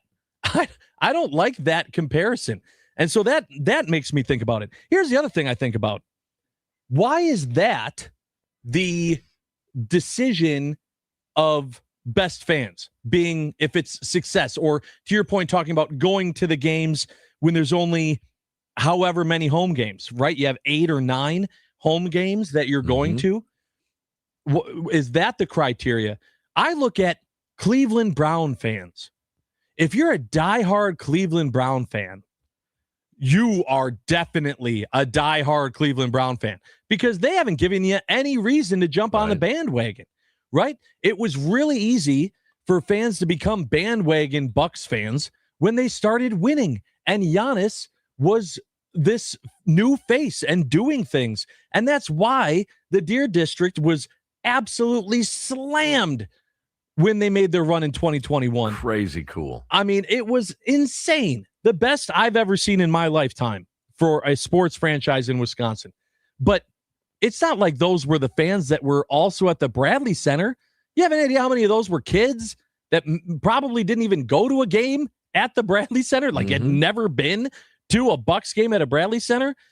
That's all, to me, that goes into the fandom. The diehards of the sports team. I think about that stuff too. And that for me is why I don't know that it's as easy as just saying it's Packers fans. Now, the one thing that I'm seeing here a lot on the Nicolay Law fan talking text line that I think is interesting is this debate of college teams. There are a lot of people saying Marquette fans are the worst. And a lot of other people saying based on Wisconsin fans are the worst.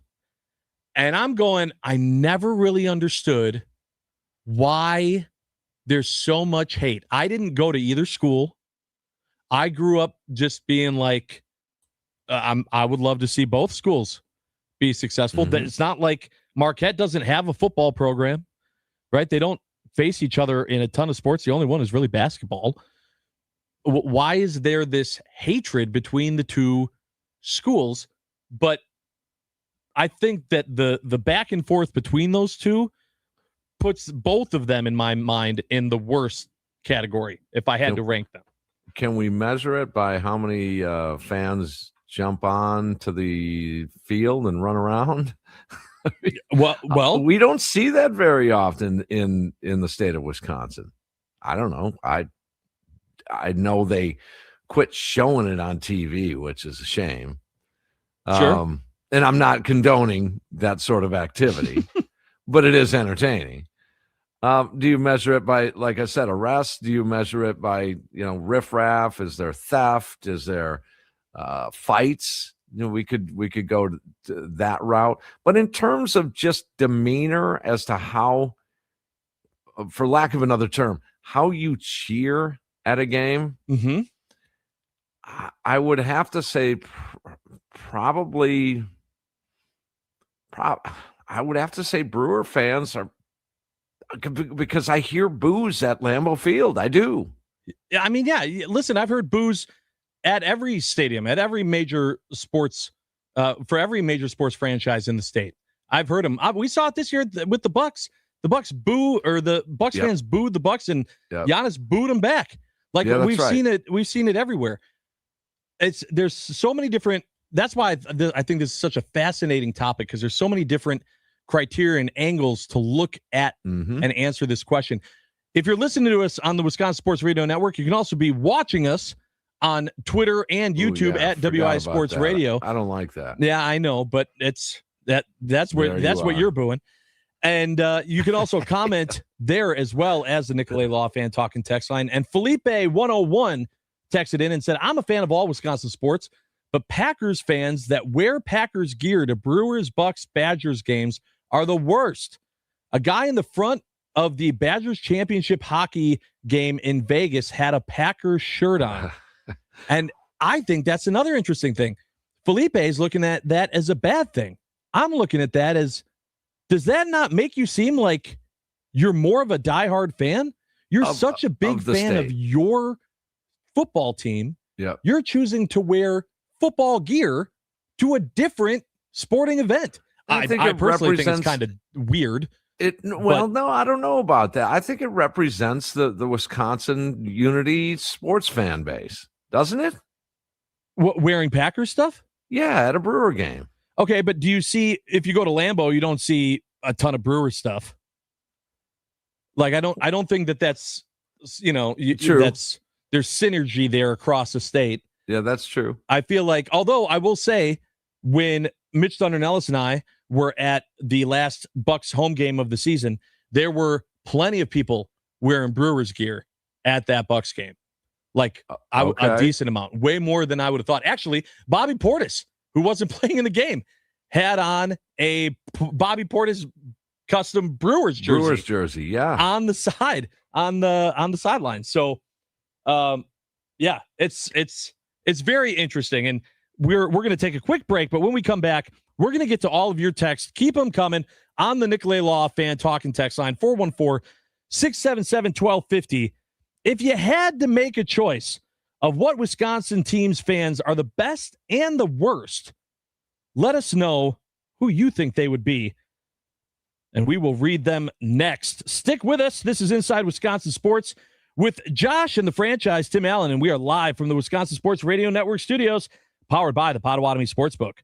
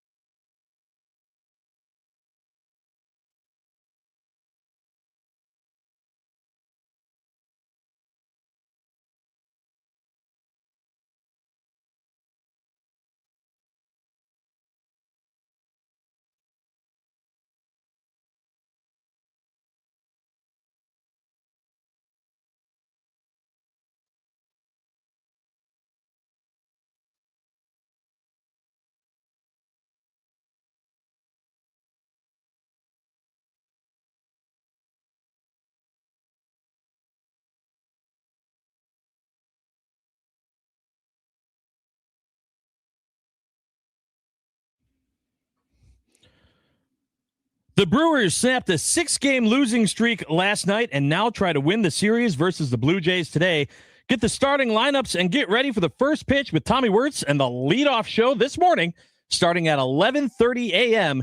here on the Wisconsin Sports Radio Network. Welcome back to Inside Wisconsin Sports with Josh Albrecht and the franchise, Tim Allen. And we're talking about fandom in our state.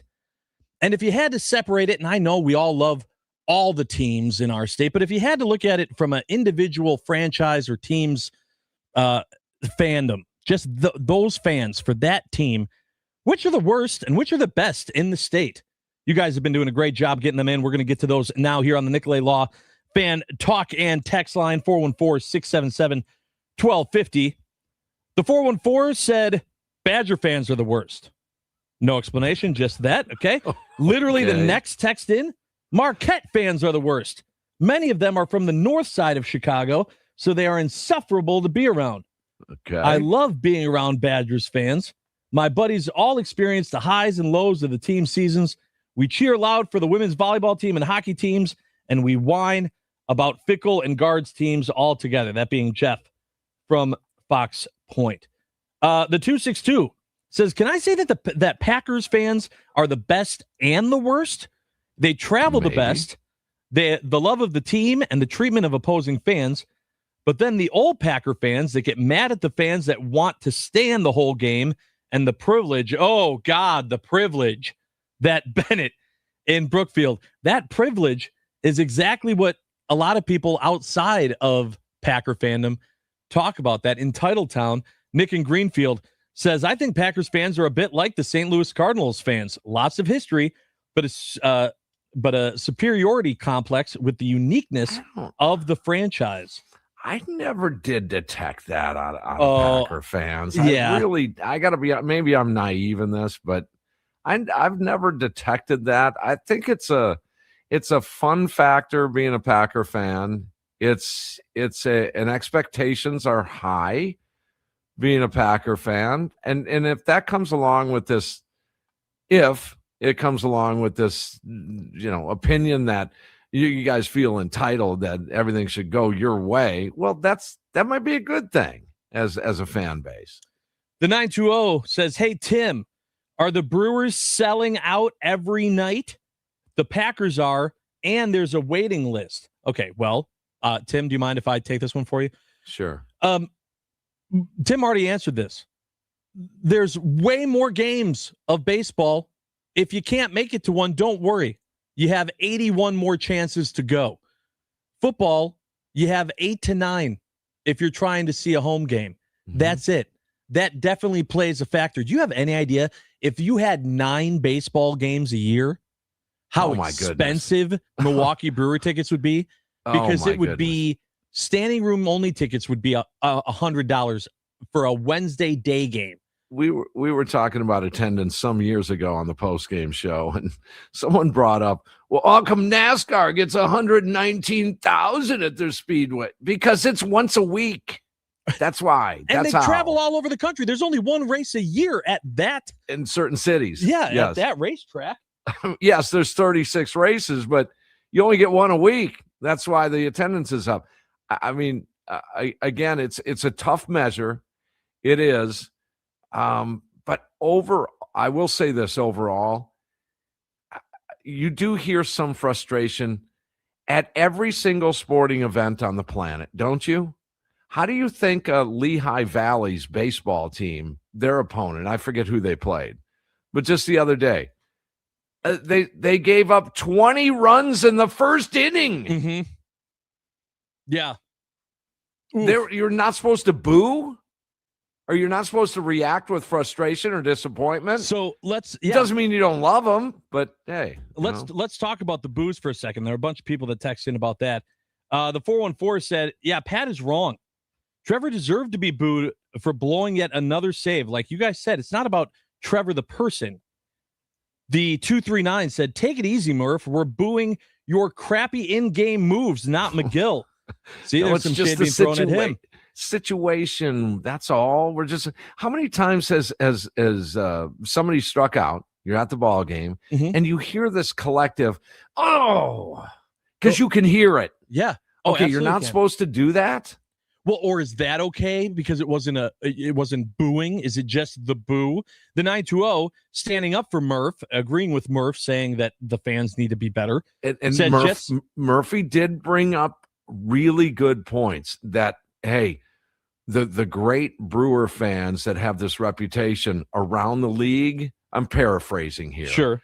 That plays a part of it, the support, but that just because you boo a situation does not mean you are not 100% in support of your baseball team. That doesn't mean that. That doesn't mean that at all. Because I can tell you right now how many times I've gone off on a rant.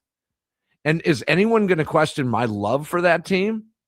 I don't think anybody does. I don't think they'd have a leg to stand on if they were going to. I love that baseball team. I've always asked, is it okay to be in love with a baseball team? Because I'm helplessly, hopelessly, head over heels in love with that baseball team. That being said, it doesn't mean I don't get frustrated with certain situations. It's just it's just being a fan. The 920 says, just because you have a right to boo, it doesn't mean you should. Discretion is the better part of valor. Okay, fair enough. And I've heard that. Scotty Tiffany says, a completely silent park would not only be eerie, but get the point across that there's disappointment in the air. But we can't help our emotions. Yeah, stop telling me how to fan. If I need to boo this man, I'm going to boo him. It's just how it's going to go. It's for me. It just comes out. I don't plan on it. I don't do it for intent. It just comes out. Don't think you have to defend your natural reaction emotionally to something. Don't think you have to defend that because it's just a natural reaction. It's okay. Garrett and Tomahawk says the 2008 Packers fans weren't particularly impressive with booing Rodgers at family night. Yeah, we talked about that a little bit. We talk about the boos and the hatred of Favre with all that deal, or the love of Favre and hatred of the team moving on from Favre. Agreed. So, there's that too. Ziggy says, listening to any of these shows you guys do during Packers season, there's no way Packers fans are the best. The calls and texts you get, you would think everyone has a split personality. That's what I'm saying. But it's passion. It's the passion. How you can't discredit passion when you're trying to figure out it's just passion. What's the best fan base? There was a Packer game last year. Yep. The Packers won the game. And I'm flipping around the dial and I'm checking out a couple of different post-game shows. You would have thought the Packers lost that game. And they won. They won the game, yet the demeanor of the calls, to their point, demeanor of the calls and the content of the calls, content of the reaction was as if they lost. You wouldn't know if you didn't know the final score, you would have thought they lost. Yeah. And we see that. We see that, and you don't see it. You don't see that as much doing the Brewers post game. Right. But some people would say, Tim, does that mean that they're worse fans or better fans? One could make the argument both ways. You could on that. You could make the argument that we're just so passionate. Our expectations are higher. You have to win a certain way. Well, maybe. The 715 says, wearing Packers stuff is safe. The NFL is the most popular sport by a ton, so it just seems like the easiest pathway to being part of the fandom.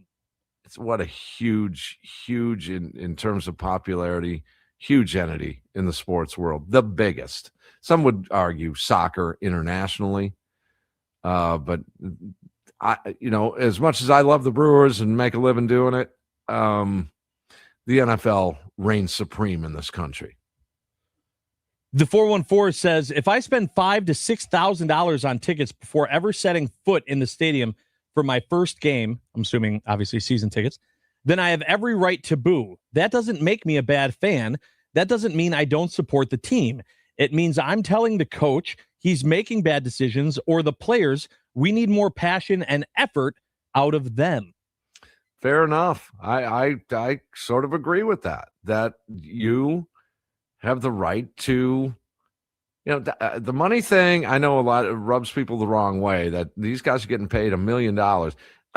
I would agree most part in that text. The other thing I might add here is that these guys have to have a little tougher skin also, including Murph. I agree. Yeah. A little tougher skin. Look, you get paid a lot of money. That's fine. But we all love adulation. We all love adoration. We all love to be loved. We all like cheers. We're all looking for 15 minutes of fame, aren't we? That's what social media is set up to be. Look at social media these days. Well, that comes with a price at times. It goes the other way at times, and you can claim you have tough skin, but it is difficult when people boo you and you don't get a response. Believe me, I've been in and out of bands forever. Oh, sure. And I've been in some bad bands, man. It sucks. It does. I love this one from the 920. My daughter asked, why do we boo the opposing pitcher when he throws the ball to first base to keep our runner there? Good question. Brilliant question. Kids say the darndest things, don't they? It's just we're all part in unison. of the game. Right, that's part of the game. You can boo that. You can boo that, right? But you can't boo your own. You can boo a move, but only if it's by the opposing team. To Murph's point, though, that opposing pitcher that just threw to first and got booed, he's a human being. He's not a machine. Right. But it's different because he didn't help our team. That's what I'm saying. There's so many levels to this. I will tell you that I don't, and I appreciate everyone who was a part of this conversation. I absolutely knew that this would be one that passionate Wisconsin sports fans that we have that join us every day on the Wisconsin Sports Radio Network would chime in and do that. And so done. But those of you that say don't boo our own team, even if it's a bad situation, it's a frustrating deal, you have my respect, and I admire you that you can have that control to process all that while right in the midst of a ninth inning meltdown. You have the ability to process all of that and say, no, I'm not going to be frustrated. I'm not going to boo. I'm not going to react to this. I admire that because you have way more control than I do. The 414 said, I booed at the Brewers at the only game I went to last year, the cribbage board giveaway game in May. They went on to have the best record in baseball after that, so it worked. There you go. Perfect. Do it again. If that doesn't explain fandom, if that person doesn't boo on cribbage board day, we're not even celebrating 97 wins. Thank the Lord that person was booing for the cribbage board day, although our friend Jeff Levering, probably not a fan. I can't wait to ask this to our friends from 9 to noon as we get ready to cross over on the other side with 9 to noon with Kuhn, Rami Makloff, and Brandon Snide. We will do that next on Inside Wisconsin Sports with Josh and Tim Allen today, and we are live from the Wisconsin Sports Radio Network studios, powered by the Potawatomi Sportsbook.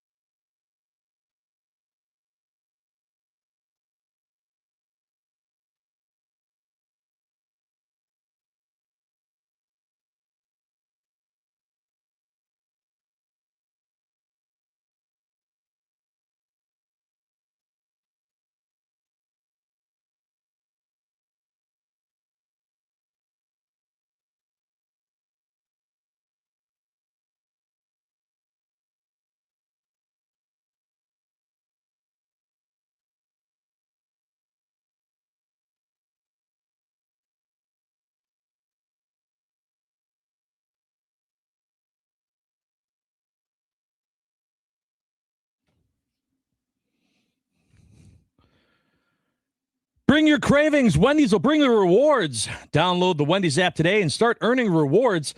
Wendy's rewards are fast, free, and full of flavor. Get 200 bonus points and a free 10-piece nugs just for signing up. Earn points on every order and trade them for fries, burgers, and more. Earn free eats faster than you can say, fresh, never frozen. Loyalty has never tasted so good. Inside Wisconsin Sports with Josh Albrecht and the franchise, Tim Allen. I'm screwing around on the video. Yeah, you having a blast on the video? Yes, I am. No one loves the stream more than Tim Allen, who you can be watching us at WI Sports Radio. And we're talking about, again, thank you for the participation on the fandom and just the best fans. And I think I'm very interested to hear if this goes opposite of what we would usually think the answer would be. As we welcome in John Kuhn from 9 to noon with John Kuhn, Rami Makloff, and Brandon Snide.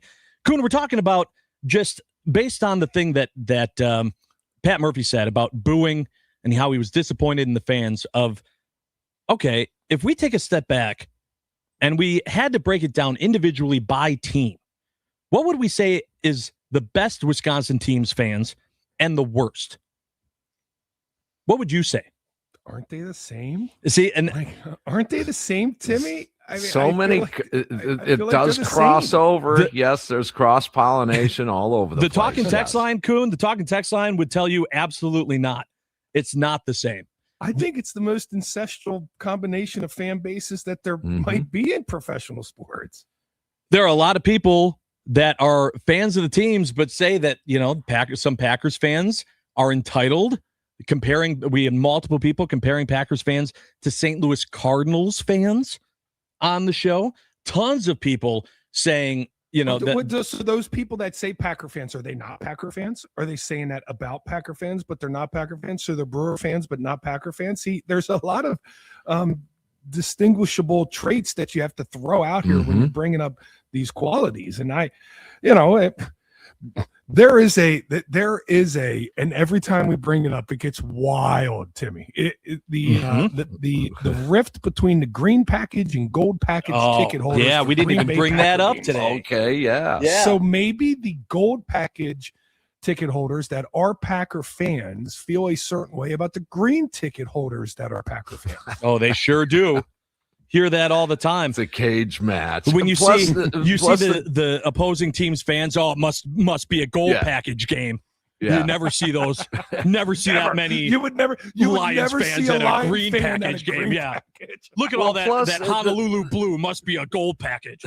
The difference in the sports themselves, I think, is the demeanor of the fan base as well. That given night, is it a day game or a night game? For the Green Bay Packers, that's a different group, big time, Tim. Yeah, right. Great Sunday point. Afternoon game for the Brewers, or is it a Friday night against the Cubs? Oh, let's go. Let's go even more different for Brewers. Wednesday or even today, a Thursday day game crowd in comparison to a Friday or Saturday night Brewers crowd. That midday or midweek day game. Those are like grandparents take your kids to the ballpark crowds. It's weather day. That's weather day. I actually prefer that crowd. That's a fun crowd. Well, Johnny, that's a double play when they throw it to second. What's the loudest crowd you ever played in front of, John? Ooh. I do believe that the loudest crowds always come at 3:30 here, Timmy, and I'm tell you why. Because I think the night games, sometimes the fans start a little too early. And they might have that little bit of ale in them where they always leave early so they can get home and get to work, especially if it's a gold package night game, right? I mean, they don't really like driving down 41 and 43. Yeah, those gold package. Man, a gold package night game, let me tell you. But the 3:30 games, Timmy, that gives them enough time to get in the parking lot, get keyed up a little bit with some Bloody Marys and things, and then get in there. But it also gets them that reasonable time to bed so that they can really scream and yell the entire time. Isn't it kind of sad though that like for those mid games, because we see that with Brewer games too, but to your point, John, with the night games, how have we not learned, right? Like how have we as Wisconsinites that are professionals when it comes to enjoying two tree beverages not figured out like how to pace for a sporting event, for a late night sporting event? It's too much fun. It's too much fun. It's just too much damn fun. I tell myself that every night in Vegas. You're going to pace yourself. You're going to pace yourself tonight. Yeah, and you know what? Works. When you It never do that, works. you make it a little longer. You make it an hour. You make it an hour longer before things start getting muddy. Baby steps. But tailgating in Wisconsin is fantastic. You can't not do it. So And- yet, because of that, you're just inevitably driven down that road of slippery slopes. And the sport itself being football, the more barbaric and crushing blows here and there and impact and hitting versus a Brewer game, a baseball game in which it is a little laid back there. Yep. So I think it is tempered by the nature of the sport as well. And so many different criteria points in this. And Timmy, you tell me if I'm wrong. I feel like it's a much bigger investment to go to a Packer game than a Brewer game. I mean, I could be wrong.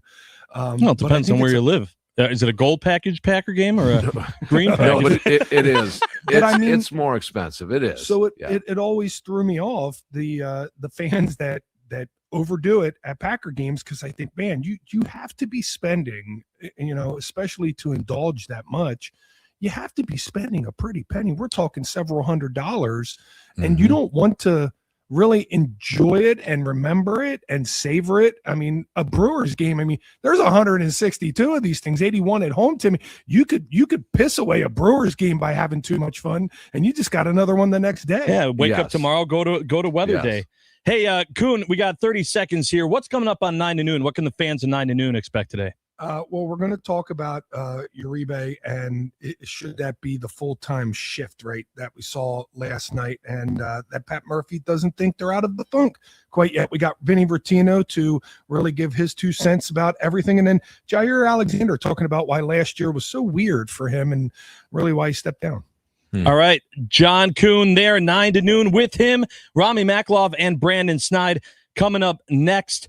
Tim, thanks so much for filling in for Trevor, joining me today. It was an awesome show. We're going to do it again tomorrow. Cannot wait. Have a great call, hopefully, of a Brewers win on the post-game show this early evening. And I appreciate everyone being with us today on Inside Wisconsin Sports with Josh and the franchise, Tim Allen. We will be back tomorrow, and we will be back live from the Wisconsin Sports Radio Network studios, powered by the Potawatomi Sportsbook, because we are not done yet.